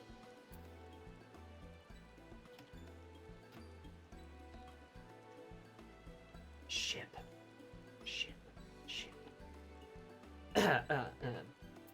No, I'll hold your hand. You're the nicest person I ever met, Eris. I'll try not to crush your hand. There she is. Third promise. Wait just a moment.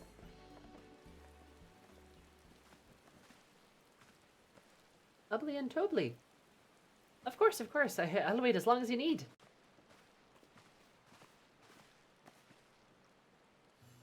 Sorry to delay you, but were you able to discover the origin of Kryle's earring?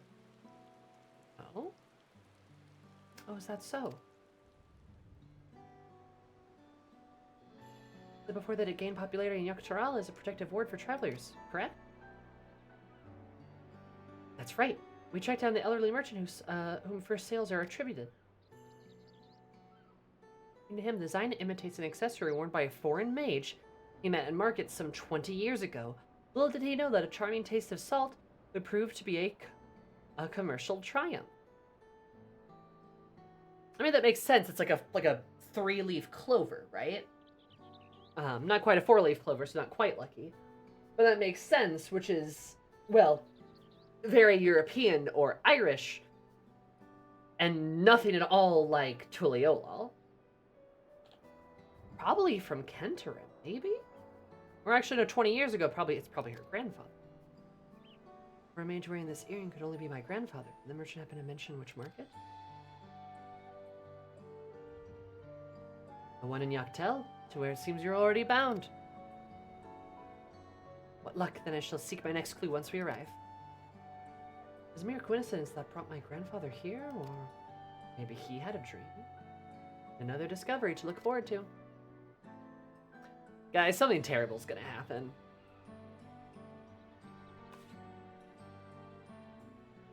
Thank you both for coming all this way.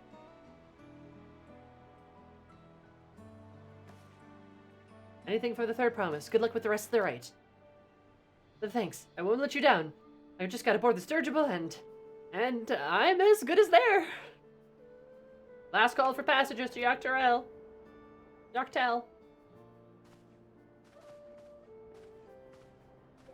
Bye, guys. See you later.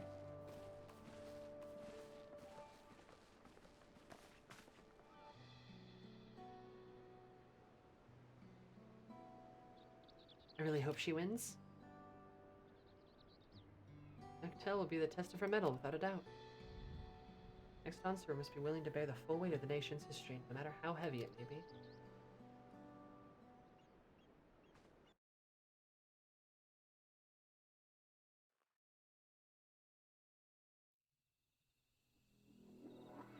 The fierce Chapral hunters who laid claim to this land call it the Azure Forest, Yaktel. Battered by meteors in ancient times and colored mesmerizing shades of blue and green by nature, it is easy to understand why the place is so named.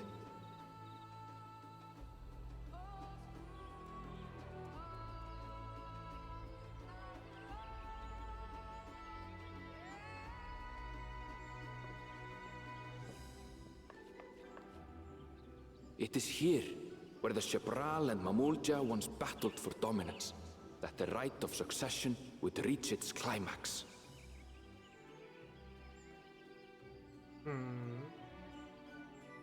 A Jabral and Mamulja battling for victory. And that forest looks familiar. Are you all right? I've never been good with heights. My god. Poor girl. The vegetation is far denser than in Kozumautka.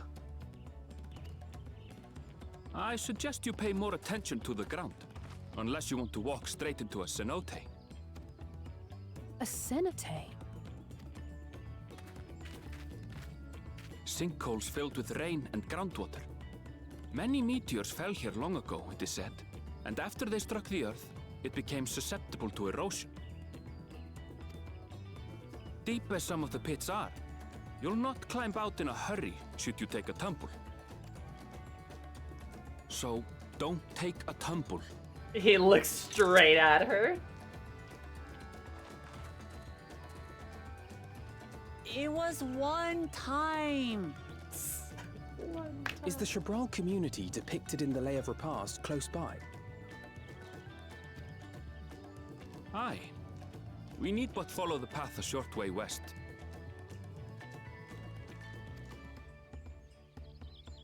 Right. I can't stand here with my knees knocking forever. Let's get going. All right.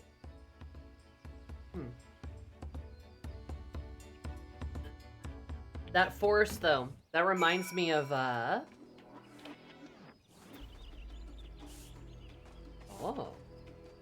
Music. That reminds me a lot of FF10. The one... It kind of bumps. The one forest in FF10 with all, like, the spirits and stuff. Macadamia, there you go. Yep. Looks a lot like it, so...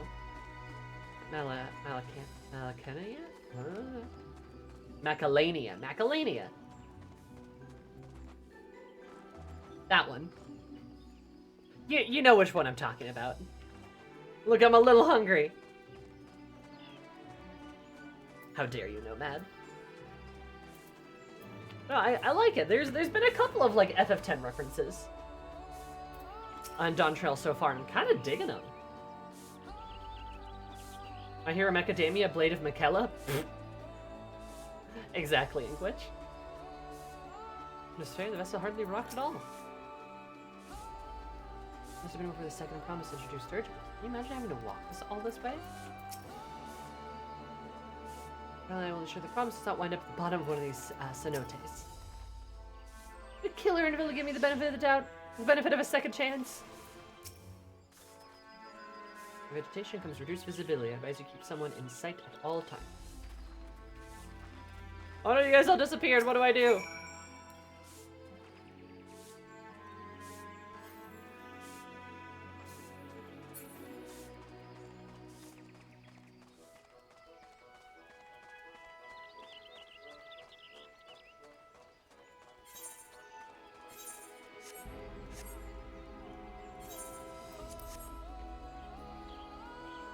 God, it's so pretty.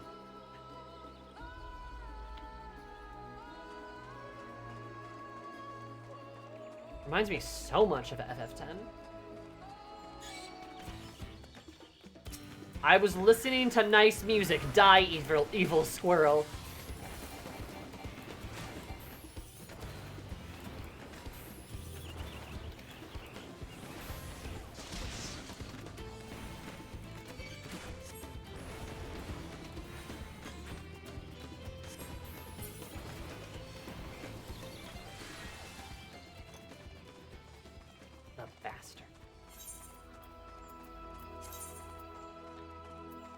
I should probably open some of these gear coffers.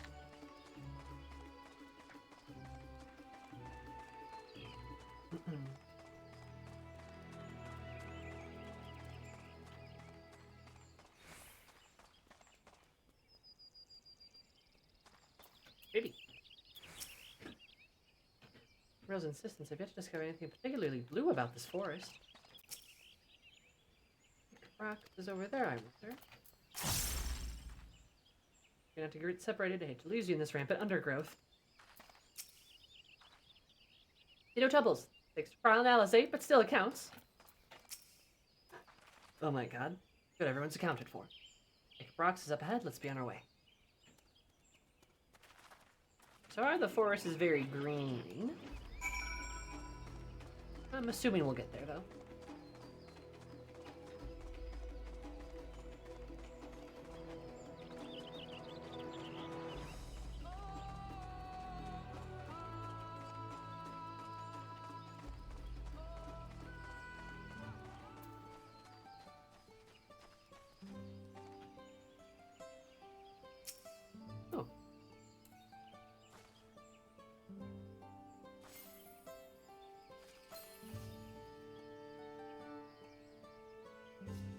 Hello, Dante Ross.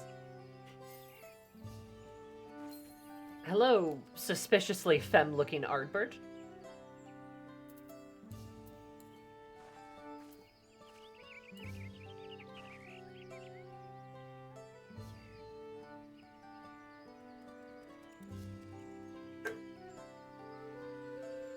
Fembert.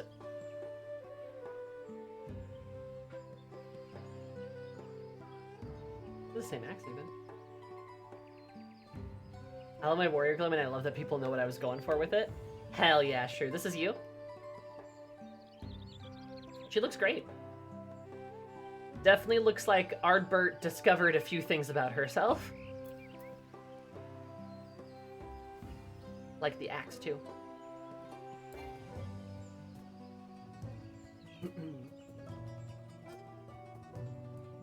All artifact here for the glam too. Hell yeah. Good shit. Ardbert if he was based. Now she looks very cute.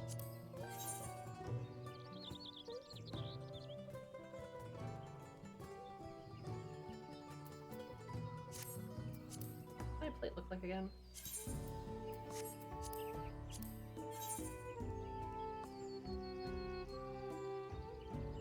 Right. Forgot about that.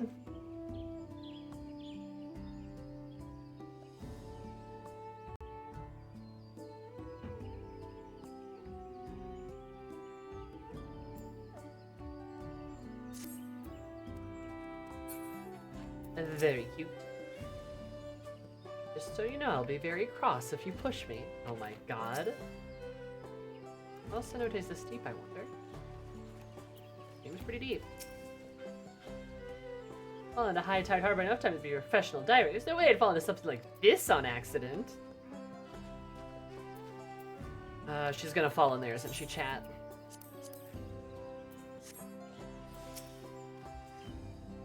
I exaggerate about the cenotes. It'd be a grueling ordeal to climb out of one. We made it without incident. Let's not dally any longer.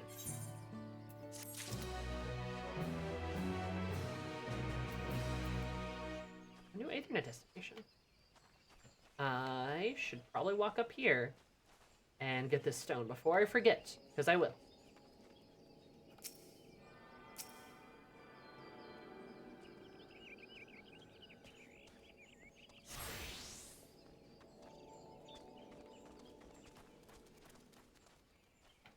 Oh, they have a gun. I see. Always like the Aetherite. Always. Ready to head in?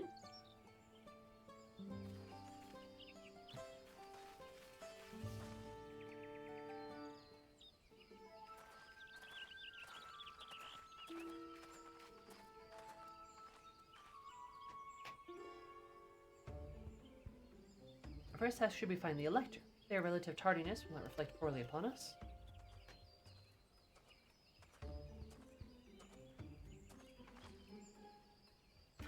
Her promise and her retinue, I presume. You presume right. I seek the Dawn Servant Selector.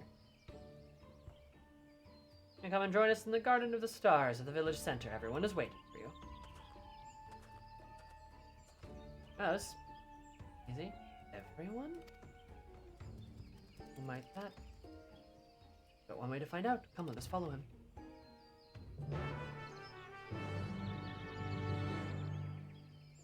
That'd be hilarious if they refused to start the trial until all of the electors were present. So Bakul Jaja didn't even get ahead of time.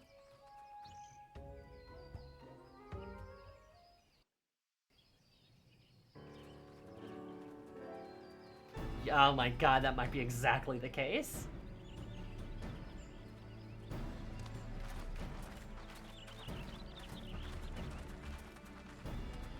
At last, we are graced by the presence of the third promise. Dude, could you be more hateable? If I'd known we'd be waiting on your mangy hide, I wouldn't have bothered with a Ligarmanda in the first place.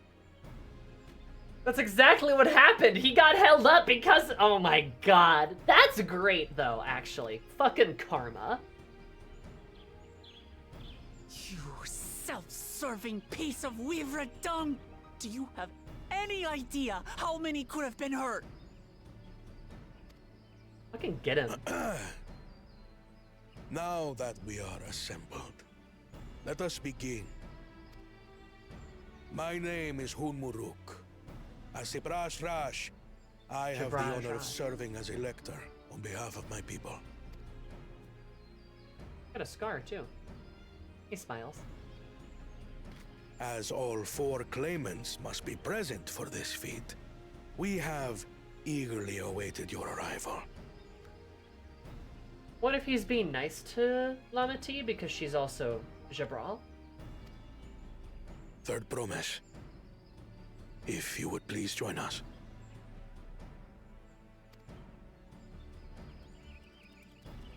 I can see that. Probably a little bit of pride having, like, kind of like one of your own, you know? Maybe as the competing for the Dawn Servant. Oh, hey, Blowjob Brothers. What's up? Smile. I like that we stand next to them just to, like, get away from Sarlja. Thus far, you have faced each other as rivals. The feat of repast, however, will test your cooperation. You must complete this challenge in teams of 2. Oh, how interesting. What? You expect us to work with one of these weaklings? Be warned. Only the triumphant team will receive keystones. Oh, so they're only going to give 2. You to cooperate with your partner. Oh no. Oh, okay. Interesting. Teams will be decided by lots. Those who draw the same color will be paired accordingly. Oh, this could be so interesting. Any way this goes is interesting. like any combination of people will be interesting. 12 forbid Wuklamat is paired with Bakul Jaja. After all he's put her through, I wouldn't blame her if she did something rash. I might even help. I might even help.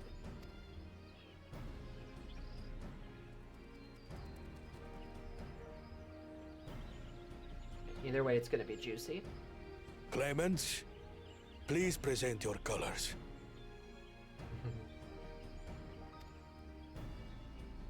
Red. I have red. Okay. Blue. Okay, so they're on opposite teams.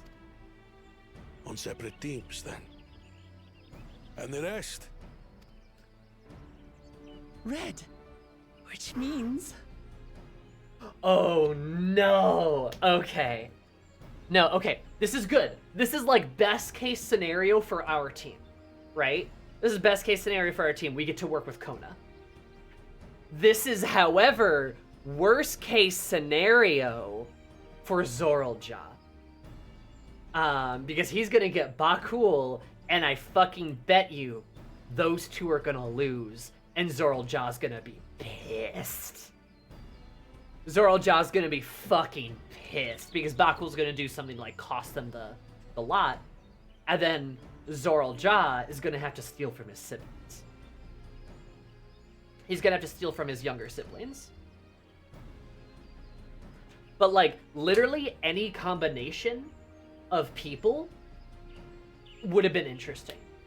Wuklamat with Bakul Jaja and then Zoralja and Kona working together, very interesting group, right? Bakul Jaja and Kona working together with Wuklamat and Zoralja working together, also very interesting.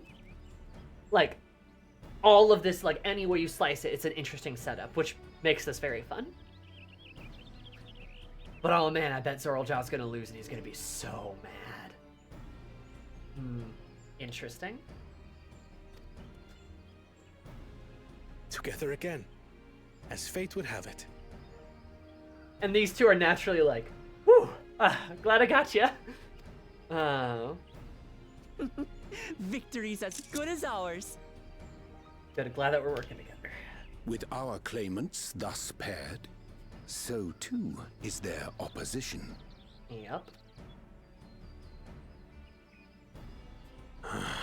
Not the one-hit.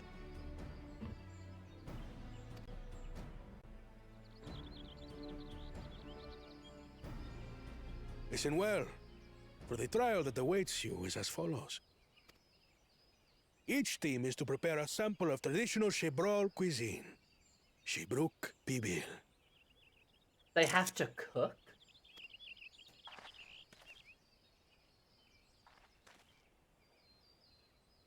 Oh my god. And now we must cook. Another ludicrous feat.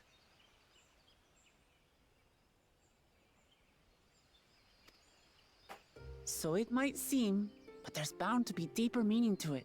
Yeah, it's a traditional cuisine. Food is one of the most important things to culture, period. Food is like super indicative of them, of like a people's culture, of like a people in general.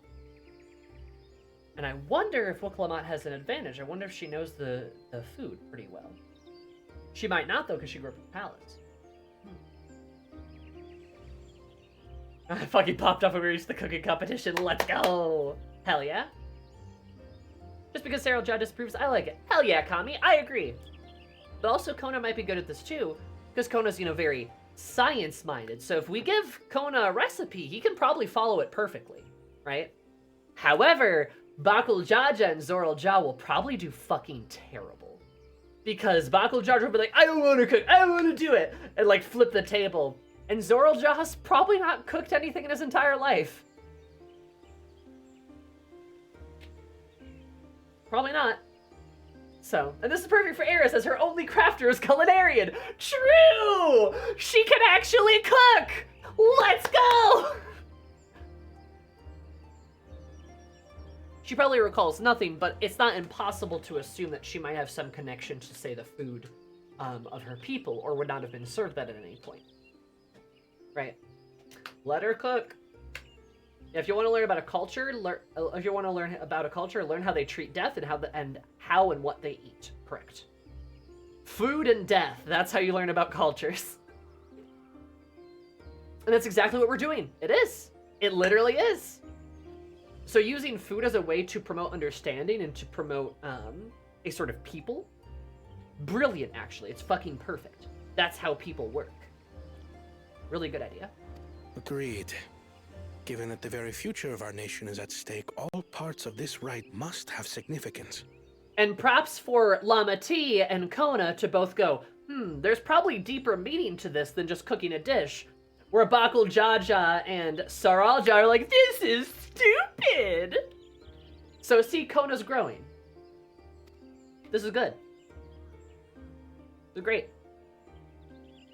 Oh my god. Our promises have grown rather promising, wouldn't you say? Their weapons look so much better.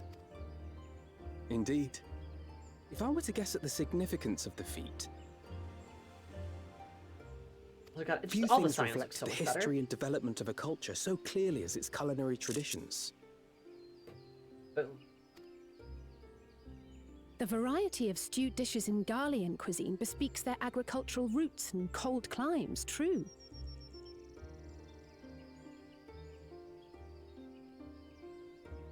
Yes, that is true. The peoples we've met on our journey, they've all had different practices involving food and drink. True. The Hanu replenish their magical energies with reeds, while the Pelu have turned their fondness of beverages into a living. True. So basically, to know a people's cuisine is to know something of their ways. What did I say?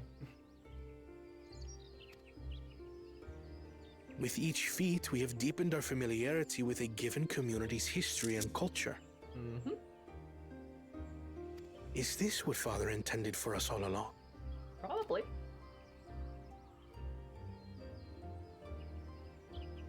Yeah, he's happy. Because he's like, Even yeah! with his vision must see that the past doesn't hold the answers we need. It is through embracing innovation, not adhering to tradition, that we will usher Tuli Yolal onto a more prosperous future. So close! You were so close, Kona!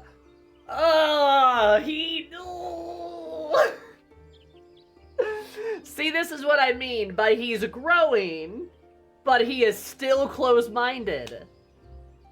He is still close-minded because this is the wrong conclusion. He was so close.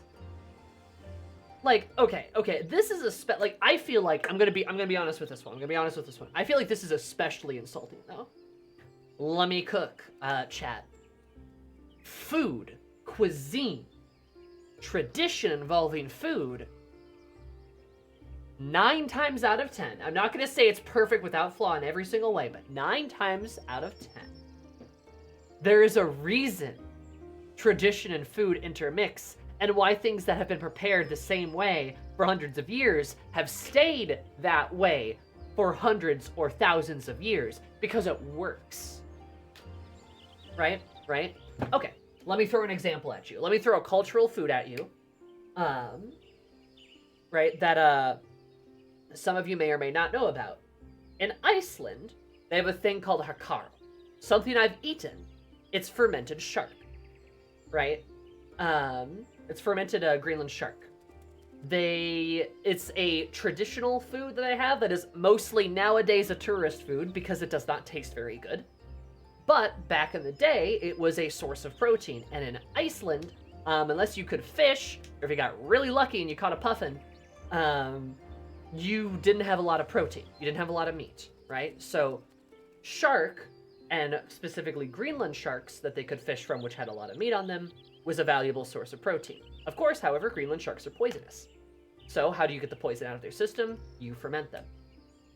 Iceland's a very geothermal sort of place, so that they would ferment them in sort of these thermal vents to kind of, over a long period of time, to get all the poison out of them, and it kind of leaves them sort of this kind of jelly almost like texture. It does not taste super good, but it's a source of protein, right? Thus, it is prepared this way, in this particular way, about like, I believe it's like a year of fermenting in these thermal vents to sanitize and depoison the food. If you were someone like Kona, and you're like, that tradition's stupid, we're gonna figure out a different way to do it, right? You could end up poisoning people if you do it wrong. Right? Sure, there's other methods of fermentation and such, but you still need that process of fermenting them over a long period of time. You don't want to try to hasten that up because you can poison someone. And that's why they do it that way. Because otherwise you can get poisoned. And that's bad. You know,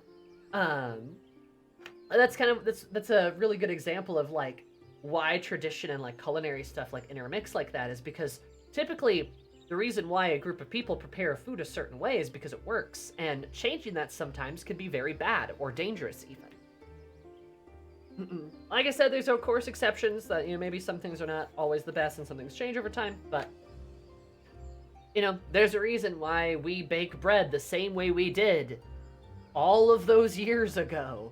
It's because it works, you know? It's not tradition that needs to be innovated. Sometimes shit just works. If not broke, don't fix it.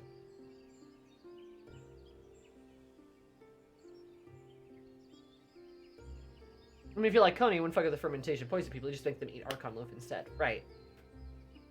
But that's my point that I'm trying to make, is like, this is like especially insulting because it really feels like it's coming from a place of you do not know what you're fucking talking about. And yeah, the idea to eat Archon loaf because, oh, it's nutritious. Like, but food can be fun. Food can be delicious. Food can bring people together. You're missing the point, Kona. As he so often does. We tend to reflect what is local and why they have and what they have access to. Absolutely. Yeah, the Blowjob brothers are upset. They're just like, oh, Kona. The rules are simple. The first team to prepare and partake of satisfactory Shibruk Bivir will be deemed victorious. You will be judged by your sample's taste and appearance, as well as your adherence to appropriate cooking techniques. Yep. Kitchens have been made available for your use. Oh my god, it Note really that you is. may be asked to retry should your dish fail to pass muster. This really is fucking Iron Chef. Let the feat of repast begin.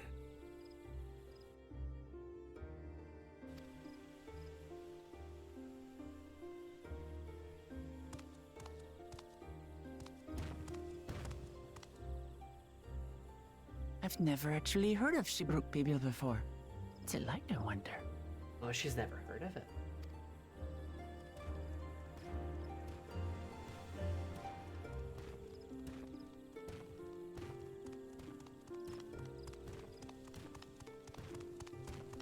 Interesting.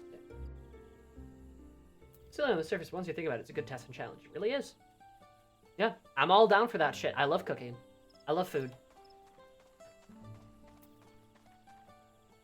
And there's a little stand for everyone, too. This is so fun. That little... This is so fun. Alright. I'm gonna go pee quick, because I have to pee, but I will be right back. So don't go anywhere. Or do, but I'll be sad. 1, 2, 3, BRP.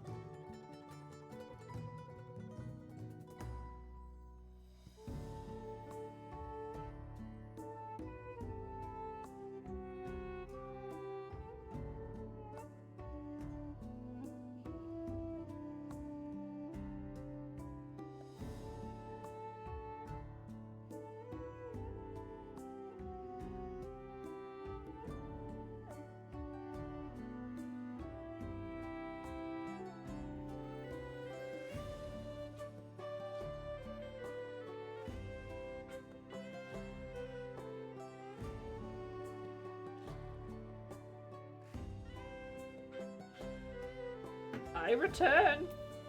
Oh no, it's all dark now. I don't know why my camera did that. Also, hi guys. You talking about the Monster Hunter stuff?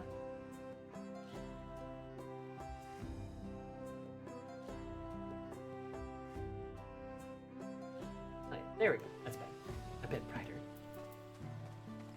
I did see that they put out the video for Hammer. Oh, let's go. You can fucking do cute little dodges with the hammer now, so that's pretty slick. Pretty cool.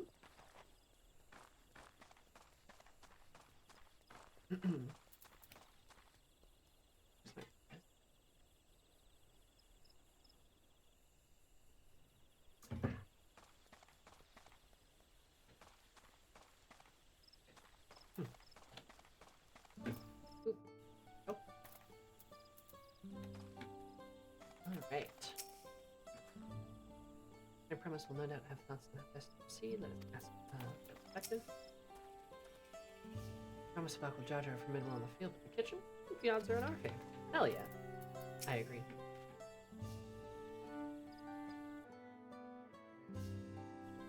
Humans can receive keystones for this feat and fame, perhaps later. But irrelevant, we shall prevail.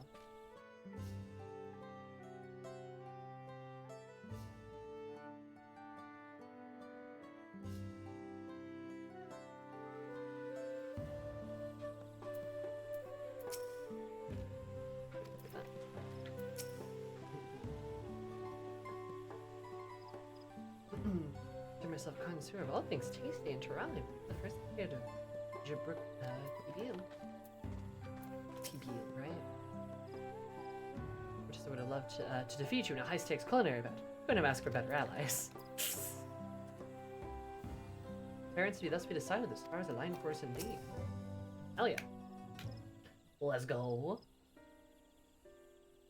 Why is the sad music playing? Unfortunately, this feat's unique stipulations have frustrated Bukul Jaja's attempt to delay us. Serves him right. That's what he gets for endangering my people with his schemes. He just compete fairly. He's plenty strong and obviously has a mind for strategy, twisted though it may be. I'll never understand him. Great question. Putting aside our competition for a moment, allow me to express how glad I am for this opportunity to work together. As I see it, our team possesses a distinct advantage. Of course we do. Any team I'm on is bound to succeed.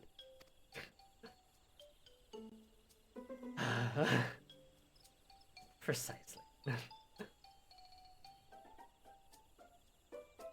mean, we have an advantage in numbers, yes? Urban Phil. And she... Oh. That's hilarious. Our competition is a team of 6. The 2 claimants, Sarah Buckle Jaja's lackeys. Whereas we have a team of 9. That's 3 more people we can mobilize. The task suitably delegated, it should be a brisk affair to learn the recipe and assemble necessary ingredients. Too easy! Well, we mustn't be overconfident, lest we make a careless mistake that could have easily been avoided.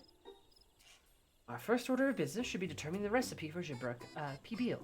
We can hardly gather ingredients for a dish we know nothing about. Given the nature of this feat, asking for answers directly may prove less effective than simply observing the daily habits of the Jabral people. Let's gather here once we have seen what clues this village has to offer.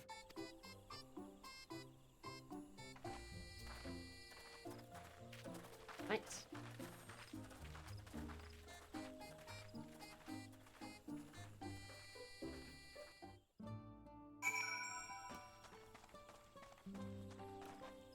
Yippee! Okay. Boy? Or that's Bull? Okay, I thought his name was Boy. Oh, dude. Belongs to everyone. Interesting.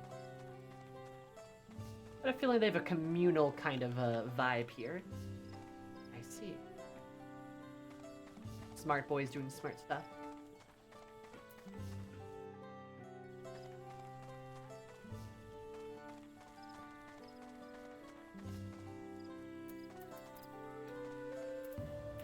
Light-hearted lady. Colorful spice. Ooh. Number of spices, some entirely unfamiliar to you. Ernesto Lunabas. That one's called achito? Achayut? Achayate? Most usually to add a bit of color to our most popular cuisine, but its medicinal benefits are significant as well. You know, one of the best parts about this entire place, right? One of the best parts about this entire place. There's actually Femroth here.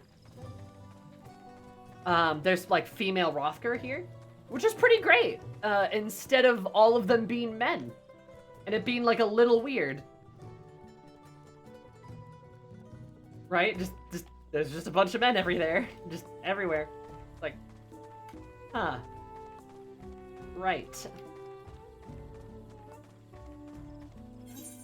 Or where they make vague illusions of women existing, but like you don't see any? Like the one the guy's wife being dead?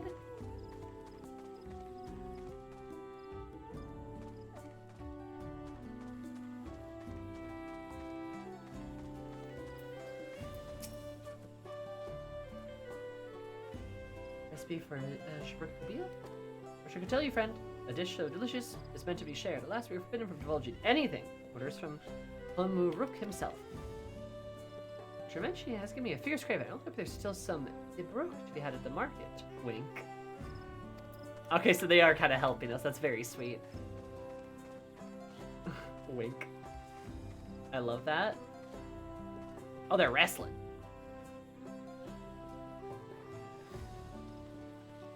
Wrestling boys.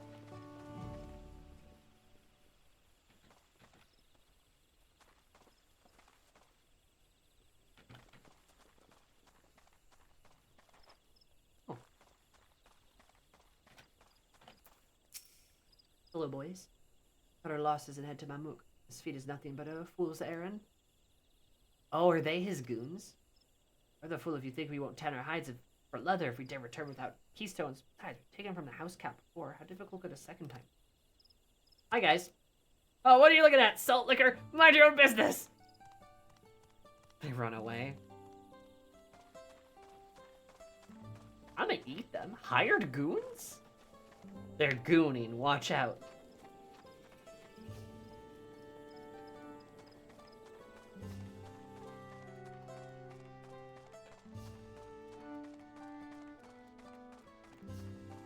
Oh, banana peel. Oh, hi, Arianche.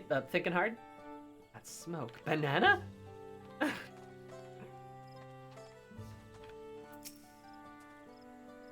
Hey, what fun this is. Magic banana?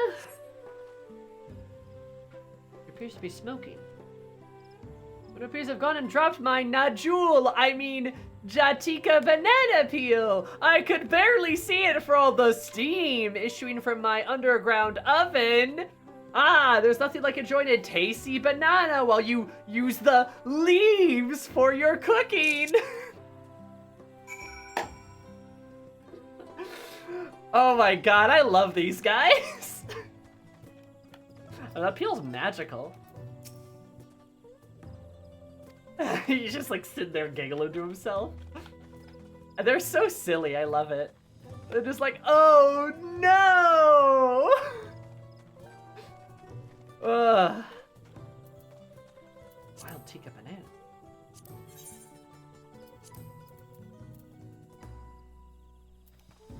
They're blue. You're blue now. Blue bananas.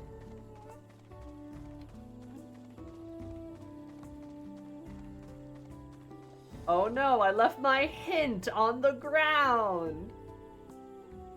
Come with me a moment. Yeah, what are you guys doing? Huh? Huh? Huh?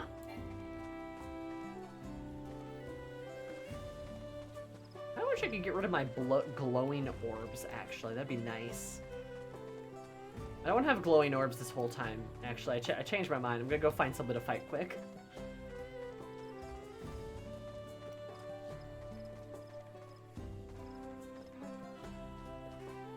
I love these quest NPCs, though. They're great.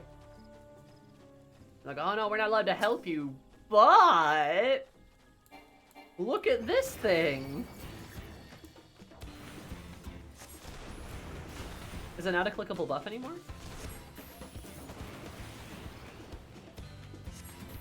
Oh! Yeah, I guess I could have done any of that.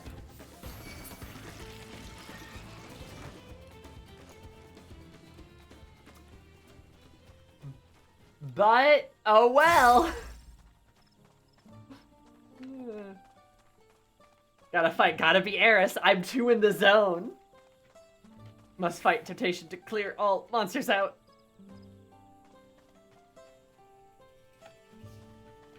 Look, I'm a little in character right now. They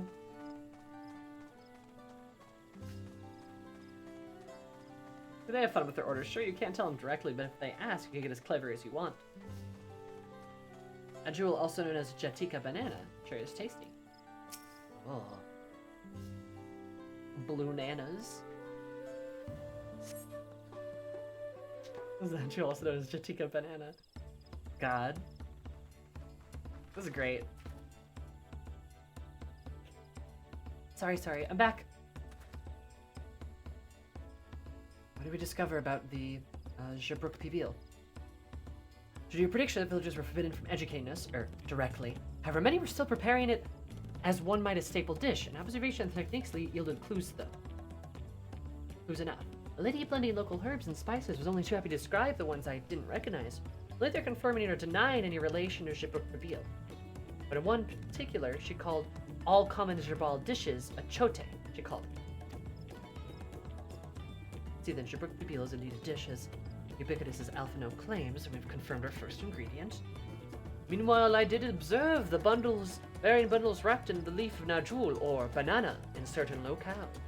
So it would seem to be the use of subterranean ovens is commonplace. This is a thing, isn't it? Like, there's a way you, like, cook bananas in underground ovens, right? This is like a real dish, I bet.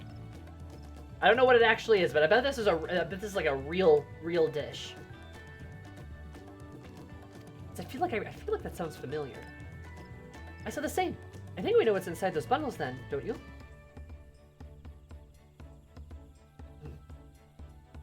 Dish is based on the Mayan dish. Nice.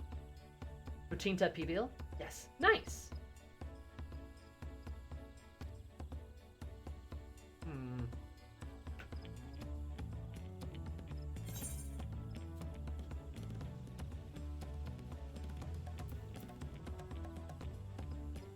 The squeaky flesh of bipedal fish? Is that a joke about Namazu?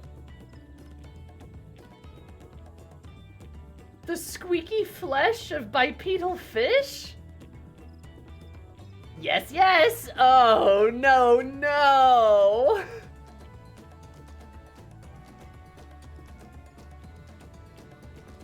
God.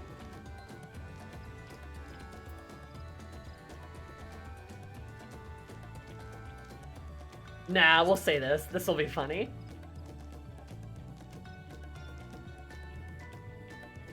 What kind of creature is that? There seem to be more hunters than fishers here, so I think we're looking at a different meat, but I'd be keen to give it a try next time. Oh. Yeah, Ubruk without a doubt.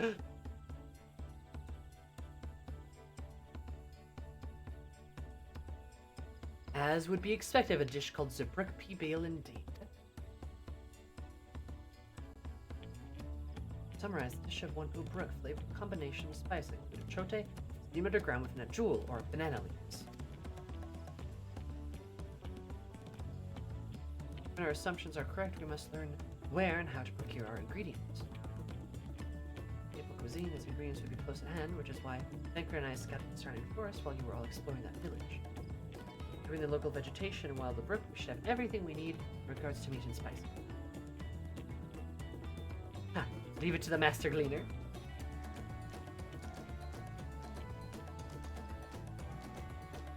With that, we should next divvy up our tasks while some gather ingredients, while others should make ready in the kitchen. I can help prepare the kitchen. Permit me to assist as well. Our ovens will doubtless require firewood and have some experience.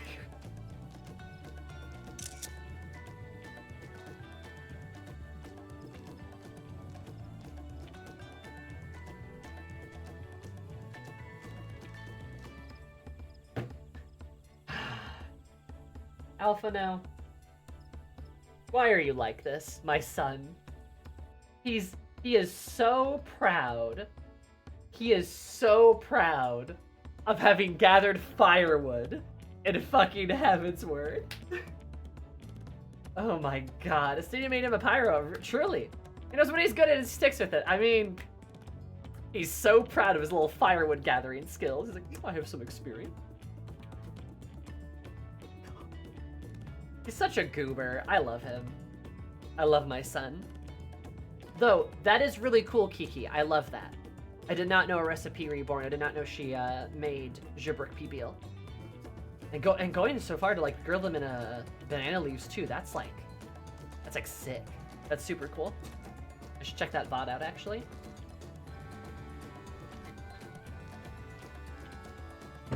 I definitely don't have an underground oven, unfortunately. I too shall be glad to volunteer mine aid. It's fine. The rest of us will gather the ingredients. I can make quick work of the spices and herbs myself. I'm happy to lead somebody to suitably brook if they will perform the requisite deed. Can they say? As for the jewel leaves, I believe I'm capable of acquiring that much on my own. Be warned, you won't find a jewel in these parts. They only grow in Jaktika Heartland, forest far below these. Such an excursion may be time-consuming. Perhaps we ought to try bartering first. This week encourages the communication with the locals, after all. Lamati, Eris, you'd accompany me on my errand? No better way to whet my appetite. Hell yeah. Good, let us be about our task then. I love Iron Chef Tuliolal. This is great. This is so fun. Let's go, baby.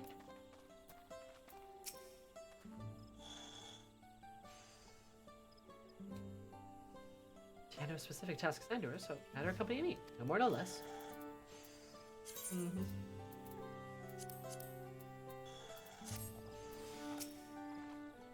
Come, let's go get those jewel leaves. The sooner we do, the sooner we can eat. Sure, I'm hungry. Look of a man intent on finding bananas. What did you say? Here, jewel leaves can be had in town. I see. Go back to that silly cook with his silly bananas.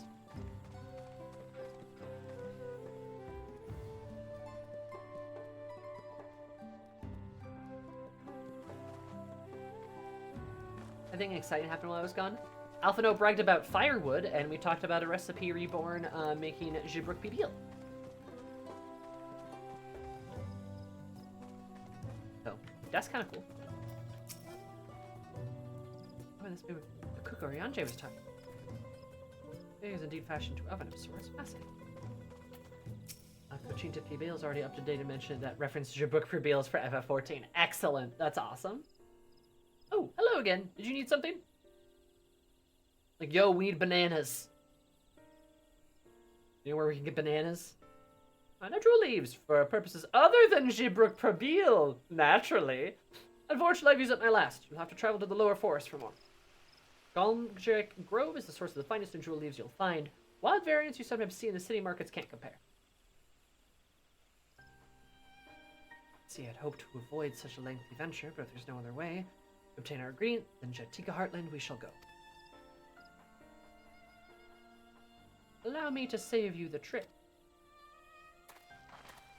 Oh, hello. You gonna help us? Traveling there requires to go through the Tinbeck Traverse. It has caved in to the recent storm, I expect. What? That means we can't get our new jewel leaves. But we can, can't we? If there were no other way of procuring them, we would have suspended this feat, or else altered its objective. Perhaps. Anyways, I apologize for the interruption, but having overheard your conversation, I feel compelled to chime in. That's very kind of you. Any last-minute advice you're willing to share? Only undertake the feat of repast with an empty stomach, you find Jibruk Pibil to be a delicious but daunting dish to finish. Can't wait.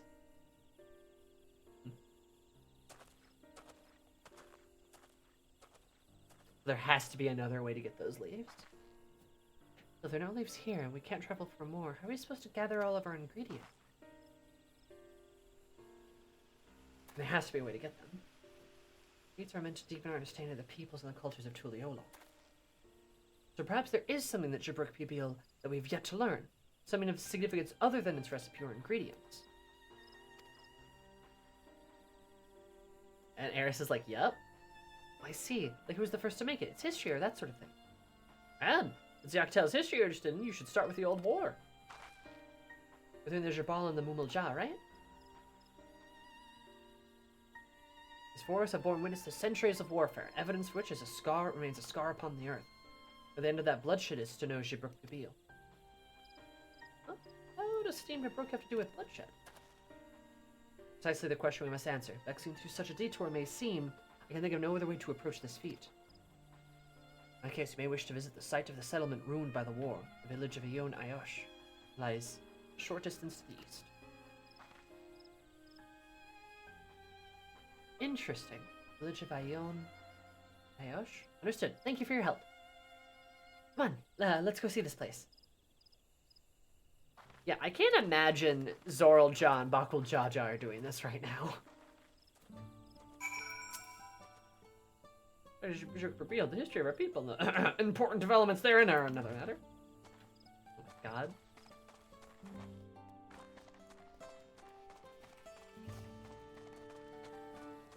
The thing I've always hated about the Rothgar is like, while I appreciate their more beastly appearance, I hate how the men always seem to slouch. Yeah, they have a pretty significant slouch.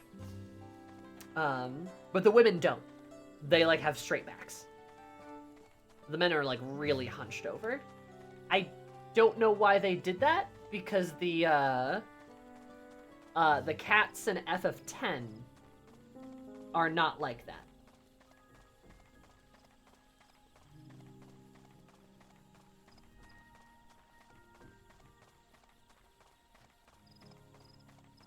So it's just kind of like, I don't know, it's an odd design detail. I wonder if it's because they had to do that to fit some armor around them or something, but with how wide-chested the male rows are, it's kind of strange. Because the men have big naturals, obviously, lots of backpinning. Oh, god. Exactly. Imagine if Kamari slouched, he'd be less imposing if he did. Yeah, truly, you're right. Male Rothgar have just giant boobs.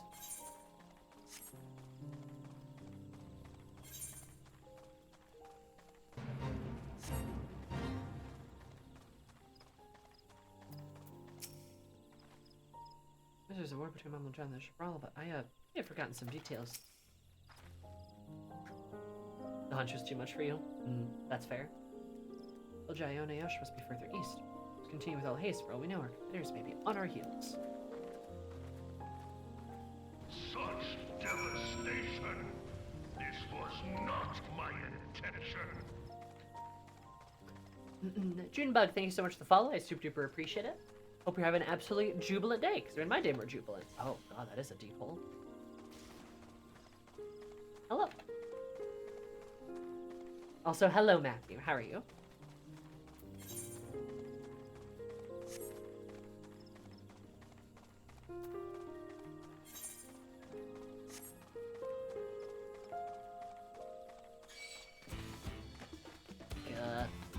Why does he have razor blades? Damn, dude. Those flying squirrels, I tell you what, they didn't used to carry machetes around. Thank you. I love my hair too. I actually am getting it re-dyed. I'm getting it re-dyed and cut. We're gonna cut a big chunk of it off again. Monday. That's when my hair appointment is. So it'll look even prettier. Though it does really look good with the outgrowth too. Kind of like my dark roots and like the pink look really nice together. And Matthew, thank you so much for the follow. I super appreciate it. Hope you have an absolutely magnificent day. To my day, more magnificent. I love you so much. Oh, music change. They have such pretty little paws of death. True. It's the abandoned village.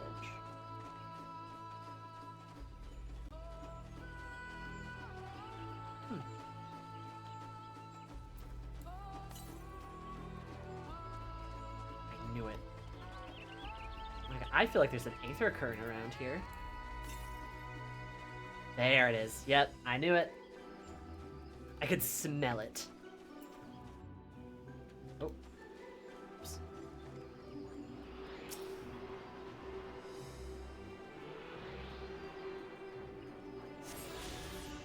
Hell yeah. There we go.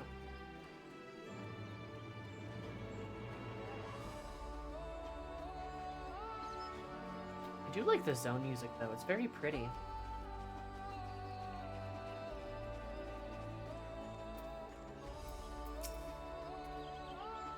Place feels forgotten by time.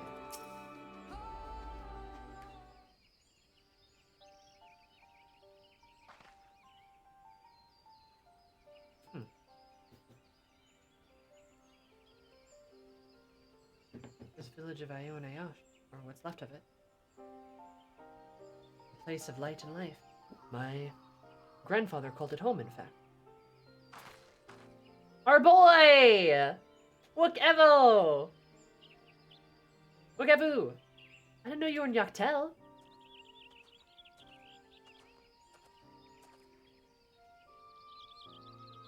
I was picking up lumber for Ikbraksh when I heard the Thor Promise was on her way to the site of a deep historical significance. I immediately saw an opportunity to be of service, so I followed you here.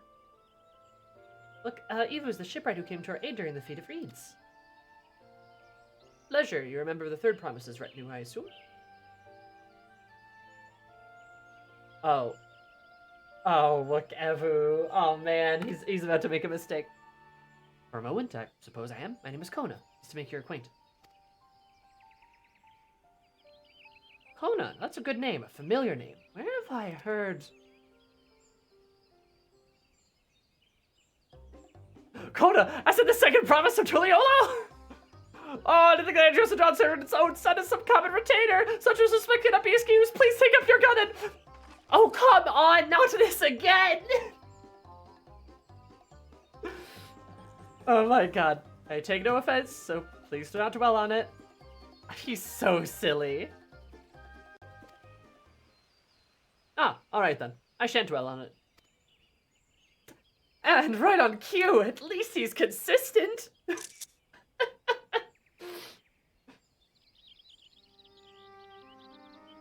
I understand you wish to learn about Jabrak Pibil. I'm forbidden by Jabra Shrax to divulge any information regarding its preparation. I'd be happy to share what I know of Yaktel's history. Oh, we'd appreciate that. In the most basic sense, the conflict between Jabral and Mumojal was one of land.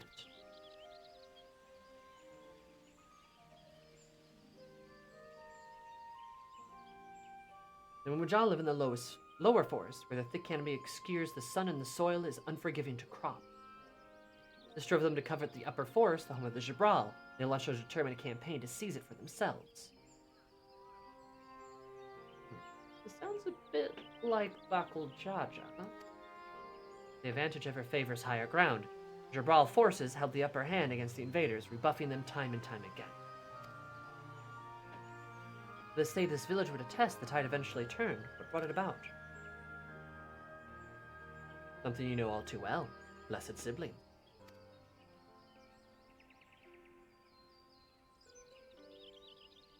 You must understand that Mumojal were once a people as much at war with themselves as they were with others.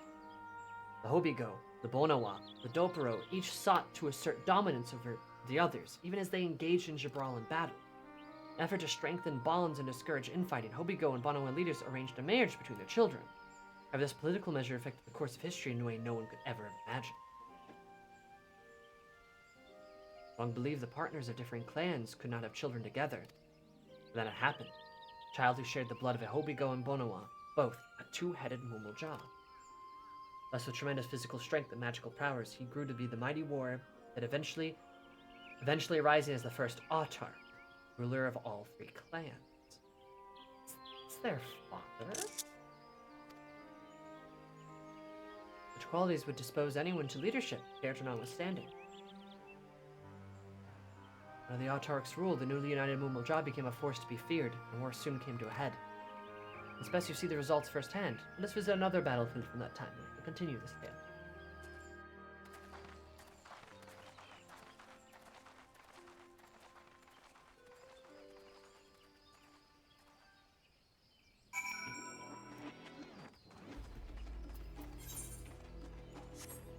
Interesting.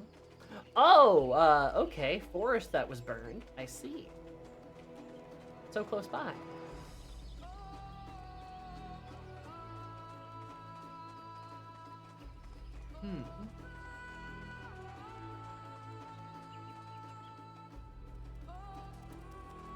The day theme of the song sounds like the music that would play at the end of a World War II movie when grandkids are visiting the gravestone of their heroic ancestor. You know, it's funny you say that, because like a little bit, right? This place is desolate. The cinder field. Damn.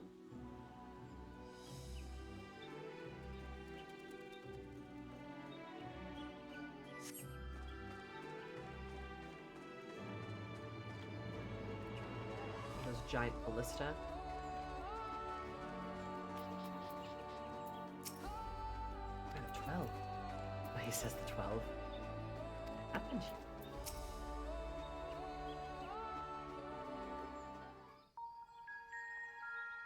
Ah, yes. This song? This is where most battles were fought between the Shabral and Mamulja, the Shobrit cinder field. A field of cinders, indeed. How fierce their clashes must have been. The war over these lands began after the Yoqui's departure some 500 years ago. Probably left a bit of a power vacuum. And for 4 centuries thereafter, the two enemies repaid violence with violence. A constant stream of minor skirmishes, punctuated by massive slaughter. Until Father ended their endless conflict 80 years ago. Accompanied by a retinue of only 6, the Dawn Servant opposed both armies and brought the fighting to a standstill. 6 as in 6 friends and him? Or there's 6 in total? If they're the friends I think they are, they're probably rather impressive. First they sealed Valigarmanda at full strength, and now this. It was during this armistice that both sides gathered for negotiations at the Dawn Servant's behest.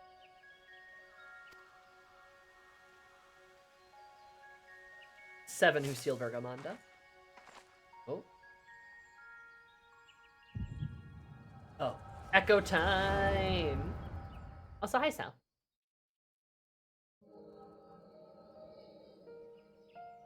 Oh, yep.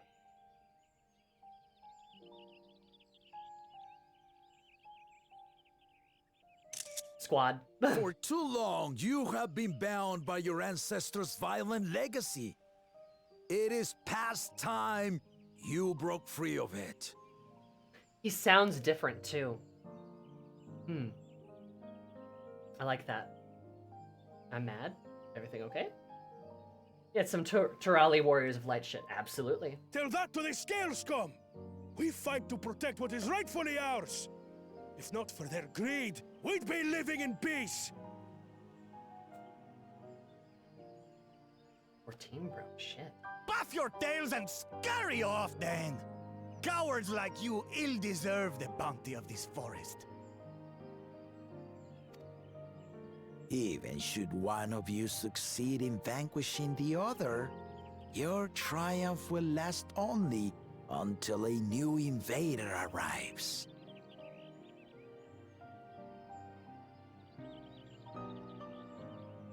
I wonder if every single elector is actually his old pals. That would make a lot of sense. Like, I was thinking it was like, oh, like, you know, we got the big giant guy. We also have Kencharam. There's a bunny girl. But then I was like, no, wait a minute. All of them would be, wouldn't they? Hold up. Because he has one of the Hanu with him, which is probably the old bird lady, right? Probably her. And then he's got one of the Pelu with him too, and he's wearing red clothes, assuming they lived that long. But that would make a lot of sense. And there's a Moblin too, which is probably the one we talked to. It's a little hard to tell, but it would make perfect sense.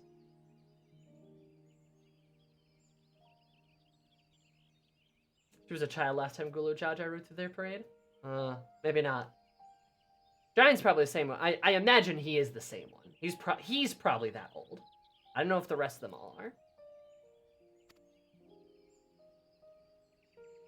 Tell me, do you know of the vast continent that lies far to the east, where numerous nations vie for dominance? Talks about Eorzea.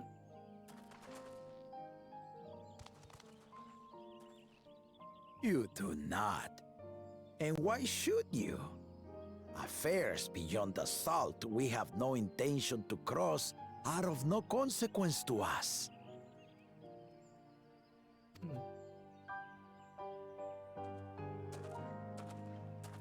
Oh, okay, here's Kentarim. Not until those affairs come to TURAL, like our honored visitor here. He's so handsome. He's from across the ocean.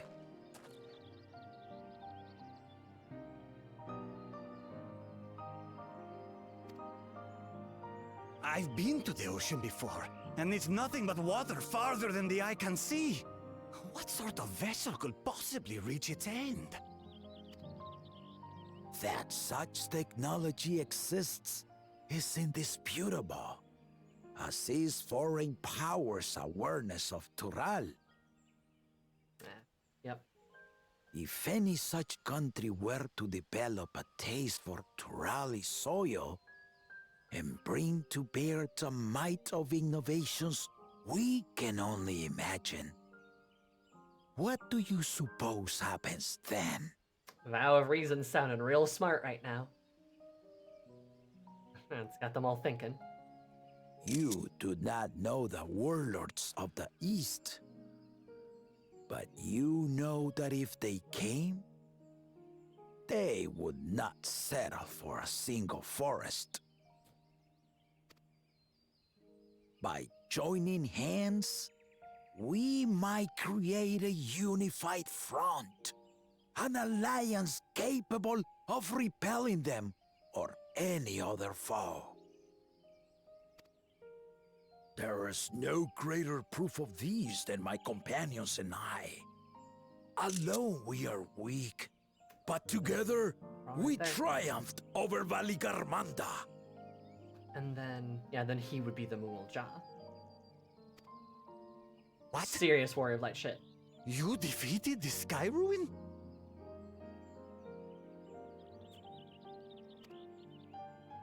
I'd take you for a liar if the sting of our own defeat wasn't still fresh. Their coordination was indeed impressive. How the Pelu stymied our efforts to cripple the Yokui's legs and defend our ballistas.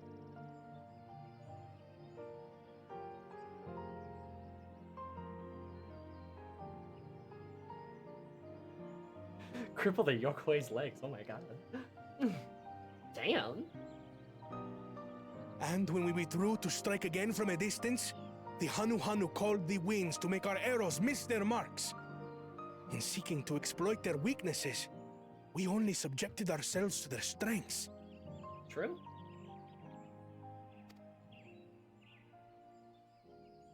Those strengths are born of cooperation.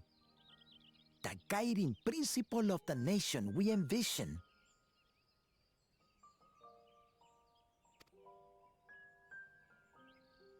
There's still that really pretty bunny lady all the way in the back has there. lasted for centuries. How do you expect us to join hands now? Ha ha! Give us an evening to convince you.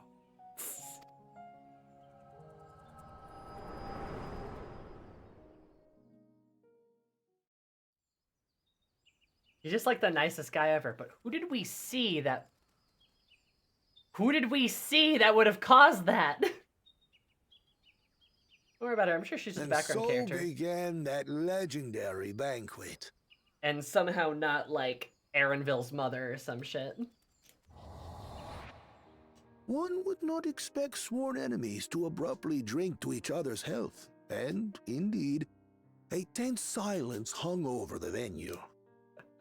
They're standing in the middle, oh my god.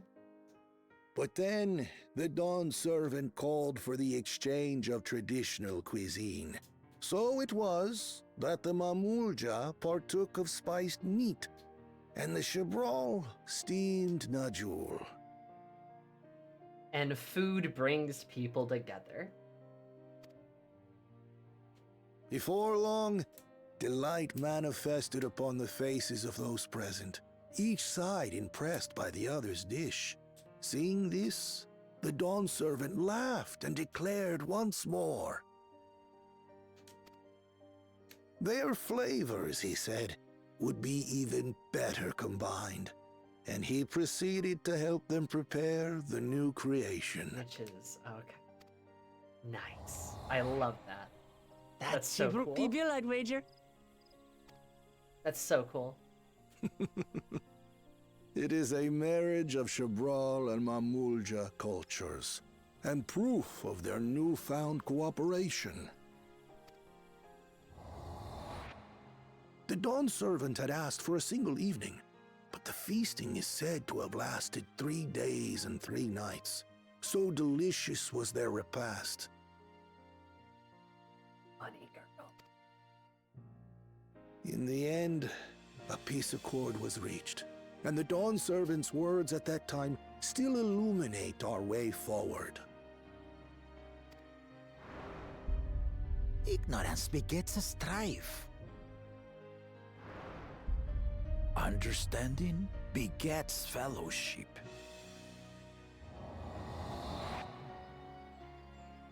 What a perfect message.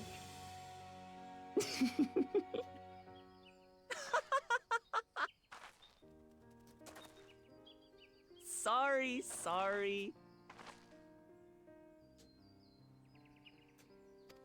It's just to think that he ended an age-old conflict with food. It's all so absurd. It's somehow so very papa, I couldn't help but laugh. Mm-hmm. He's a good guy.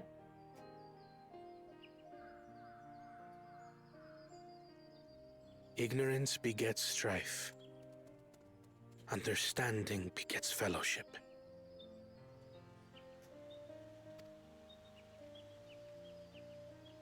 Now then, I trust you understand the significance of Shibruk Bibil and the history it has written. Absolutely. Thank you for sharing the story with us.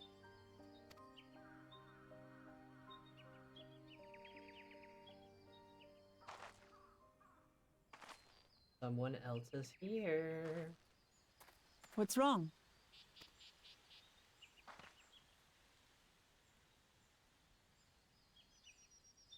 Someone was there, you say?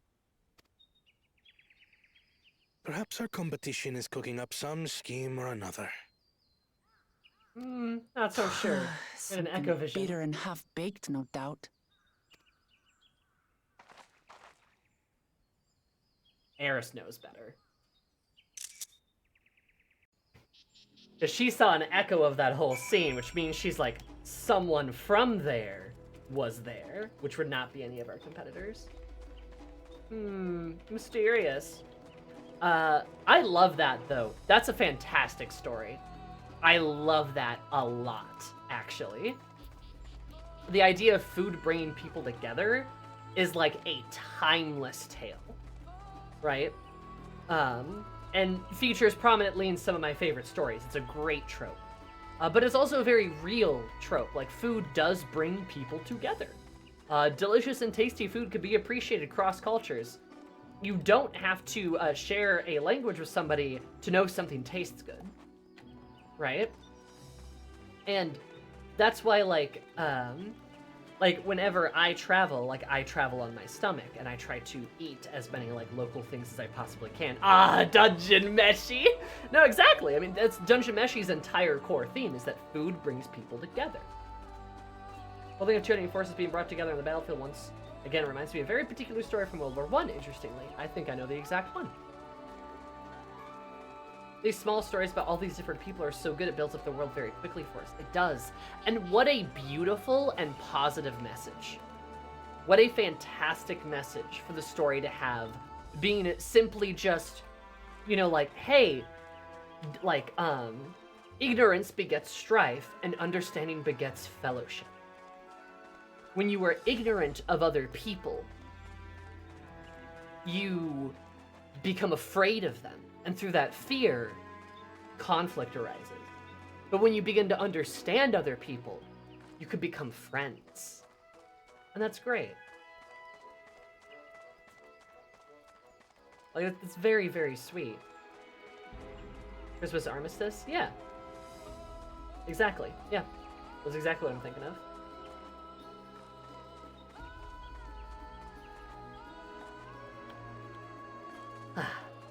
What a good message. What a good, like, this is, like, Dawntrail, this is one of the reasons why, like, Dawntrail's, like, already a competitor for my favorite X-Pack, because the way they go about this is so well done, from how they communicate what they're trying to do, from how they, like, tell the story, from the themes, from, like, the messaging. It's all very clear, it's easy to understand, and it's very, very sweet. It's very genuine, it's very wholesome, very kind, which I think is at the core of FF14. Like, I know some people really like it when FF14 is, like, dark and edgy and mysterious and stuff, but I think FF14 probably at its best, and Final Fantasy at its best in general, is when it's a story about people coming together and, you know, succeeding against adversity and understanding each other and accomplishing what feels like impossible, but together they accomplish this impossible goal. Friendship, right?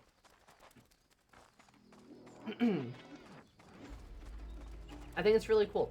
I think that's literally, like, FF14 at its best. That's surprising, because I'm sure things will get darker in future X-Packs, but it's things like this that make those moments work. Yeah, it's balance. I'm sure some things will get darker in this X-Pack, but those dark moments will hit better because we've had these very, like, tender moments. And vice versa, the tender moments hit harder because of the darker moments. Because exactly, Dawntrail feels like being able to enjoy the peace we fought for the past few X-Packs, but also making sure we preserve it too. Yeah, it's really sweet. Like, it's so nice. It's so human, which I think is why I like it. Dawntrail's a very grounded story, much like Stormblood is, and that's one of the reasons I'm liking it so much. You know, not that Shadowbringers or, like, you know, Endwalker's bad or anything, but, like, they were definitely a lot more fantastical in their presentation. But here it's just so, like I said, human. Just so human. I really like it. I really do.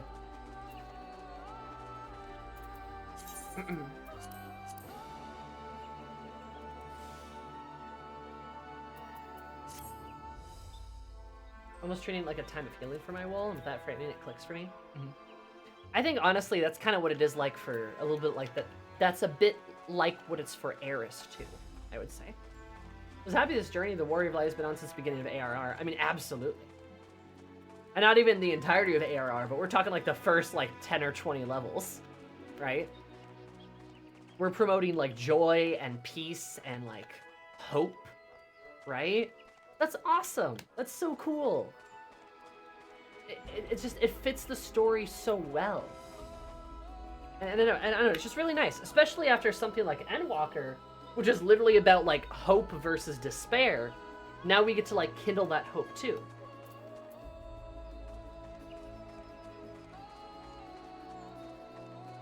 Imagine be a champion of hope. Could be you. Could be me. Could be me. Promise, call me for a trial, but I'll be investigating over here. Like the Saiyaman Saga Dragon Ball Z. It's a story about, like, life going on after the big war. Yeah.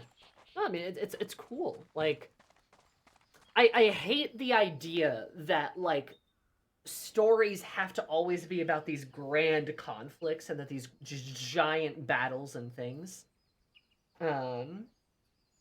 Convalescing. Oh. Because, like, these grand things, they are cool. They're very cool. They take a while to set up, though. No. And it's okay to have a story be about some kind of grand thing, but you can't forget the little stuff along the way. You can't forget the setup. You can't forget the everything else that goes into this world, goes into the story, goes into the themes, just goes into the life that you present here, right? If it's only big stuff all the time, well, I'm sorry, but then you get, like, the worst of your power scaling, like, battle shonen, right? Where they keep having to build up and up and up to try to make things more and more interesting, but there's no balance. There's no balance in anything. It's just constant escalation, and none of it feels earned. Frieren is a great example, actually, because Frieren is essentially the story of what happens after the war, right? It's an entire story dedicated to what happens after the war, which is really cool. And also why Frieren sometimes is a bit slower paced, because it needs to be, because it takes time. And that truly is like the best part about Frieren, especially since, you know, there's a big theme of time in Frieren. But the fact that it takes its time and moves at its own pace is why it's so good. Because when we do hit those moments that build up, they feel amazing. There's not many fights in Frieren, but the ones that do happen are always peak. They're so memorable over and over and over. I can think of the one of the early the kind of like the first real fight with like Aura and stuff, and like how cool that shit feels to see that done. It's really, really well done, and that's because Frieren takes time. Frieren is about balance. It's okay to build some conflicts up, of course, but it's just like it does so in such a natural and peaceable way.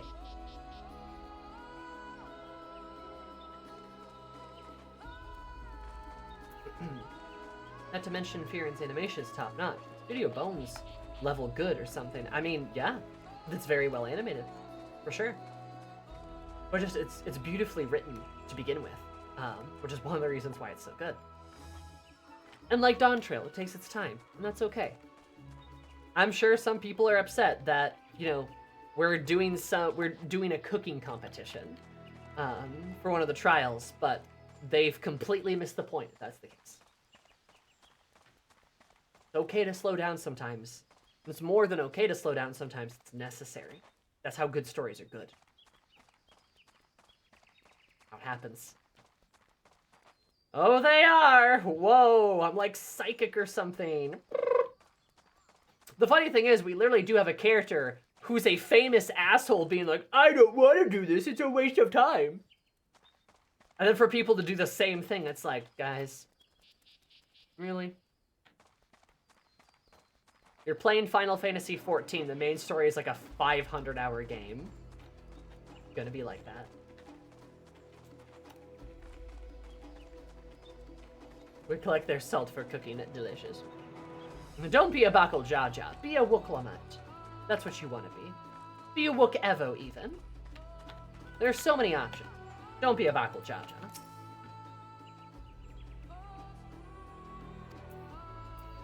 Be a Wook Evo. You read about people's music? We're doing the same now. Yeah, that's the point. Be Wooklamat. Become trans girl. Well, I mean, you don't have to do that. Unless.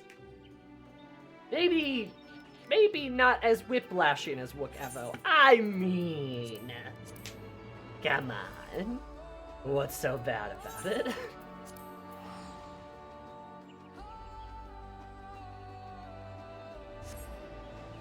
Give everyone mood like whiplash. All the mood whiplash. They're admittedly something funny going through the X-Pack as a very monochrome looking warrior of light and content that is so colorful. It's almost comedic. That's fair. I mean, Eris is a bit like monochrome too, but not quite. She's got enough like pink and like red on her to be a bit different, you know? I love all the color though. I really like it. Bright and shining colors.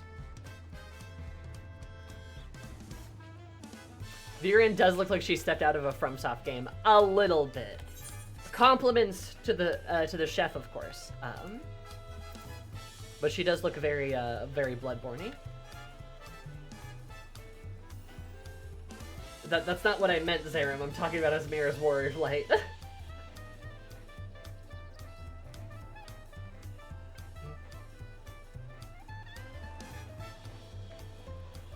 We need more native TURAL outfits. Oh, you want me to check out the FC house? I suppose. But not the inside. There's Dawntrail spoilers there. I see. Someone walks into the in-room immediately. Here's an Elden Ring boss theme as she's getting up for bed. Oh no. Oh! There's a dinosaur. What's that?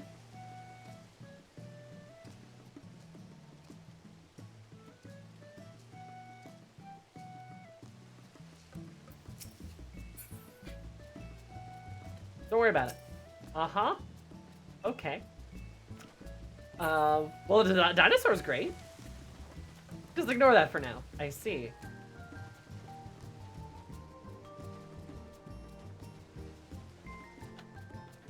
Dino bones. New house. Oh, it's pink. Oh, it's pretty. Oh, it's so cozy. I love it.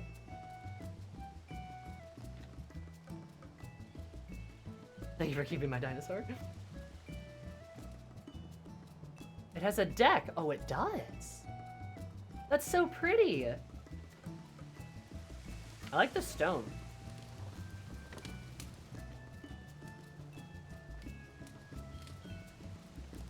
Nice. Can't get in from here. That's fine. It's so cute. Did our house change? Yes, it did. Was it a built-in jump puzzle? Where?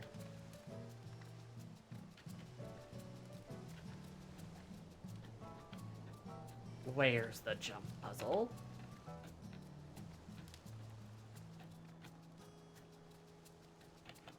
Oh, keep trying to go up in that corner? Okay, okay.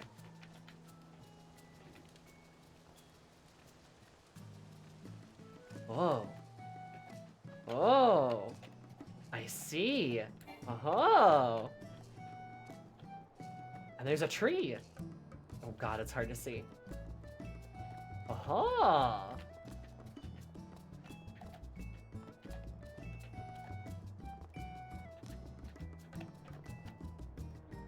No! I fell on a branch. Ah! Calamity! I was so close. Eris is too big for some of those platforms.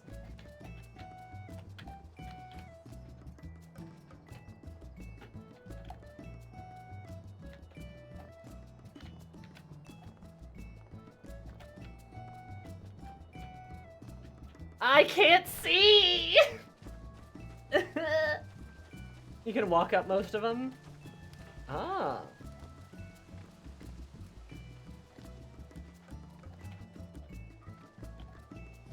Or I could just jump off the thing. Good God.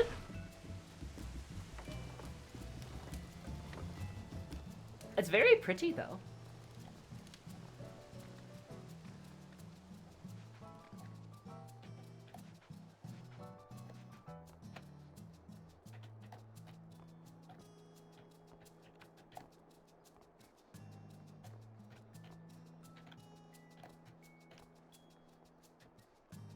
Aha! Oh, nice! Oh, this is so pretty! Fireworks! Hell yeah. This is so cute! There's a little tree house, a little club. A little tree club.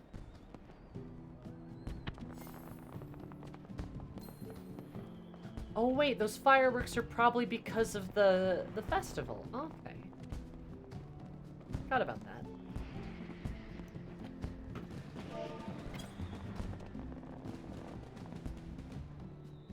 Windfire Fairy. They have the side in the back too.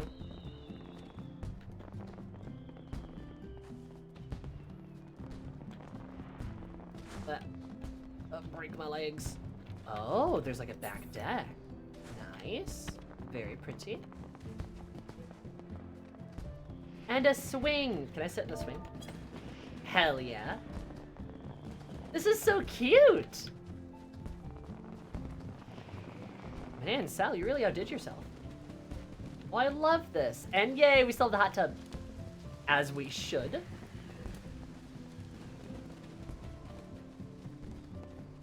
Excuse me. So I can help with it too. Snacking the goat. The actual goat. Hell yeah, this is great. This is so pretty. You can tell some cool bitches live here. Hell yeah. Oh, and there's like a little observatory. Oh, I love this. This is so sweet. A little outdoor study. My launcher's fucked. I'm sorry, Sal. This is so pretty. Constellation pillows. I know, they're so sweet. Well, salad snacking, you guys have outdone yourselves, truly. Very good. Hats off. This is the best it's ever looked, I think. Certainly, in my opinion. Looks great, damn. Oh, and there's a little tree house there too, like the itty bitty one. Everyone claps for salad snacking. Do it, or else.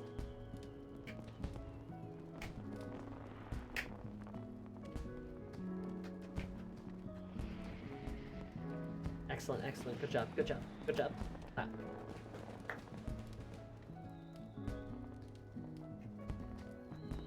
Good job, good job. Excellent. Well then.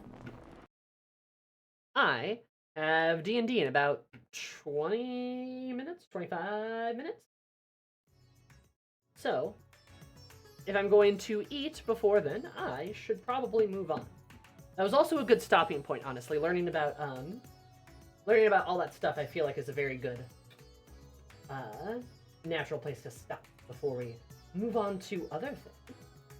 And whatever dramatic things await us. Dun, dun.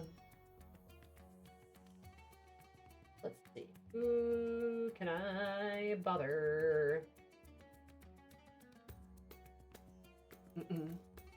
Have a great weekend. You as well. Y'all as well, of course. Bum, bum, bum, bum, ba, ba, ba, da, ba. We're gonna go raid Clarissa. We haven't actually raided her in a while. Not gone and bugged her for a bit, but she is a member of Drifter and a friend. I think she's doing Pathfinder stuff, or not Pathfinder.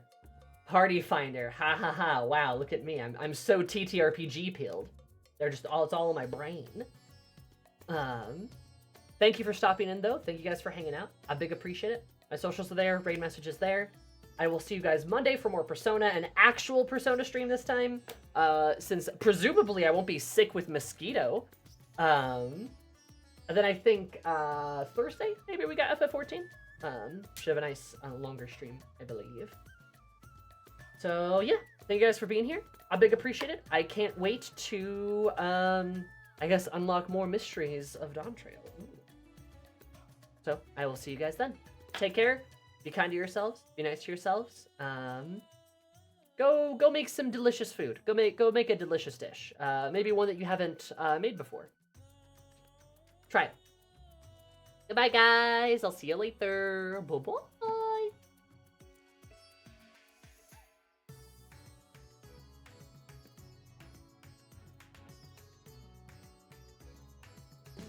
Hmm.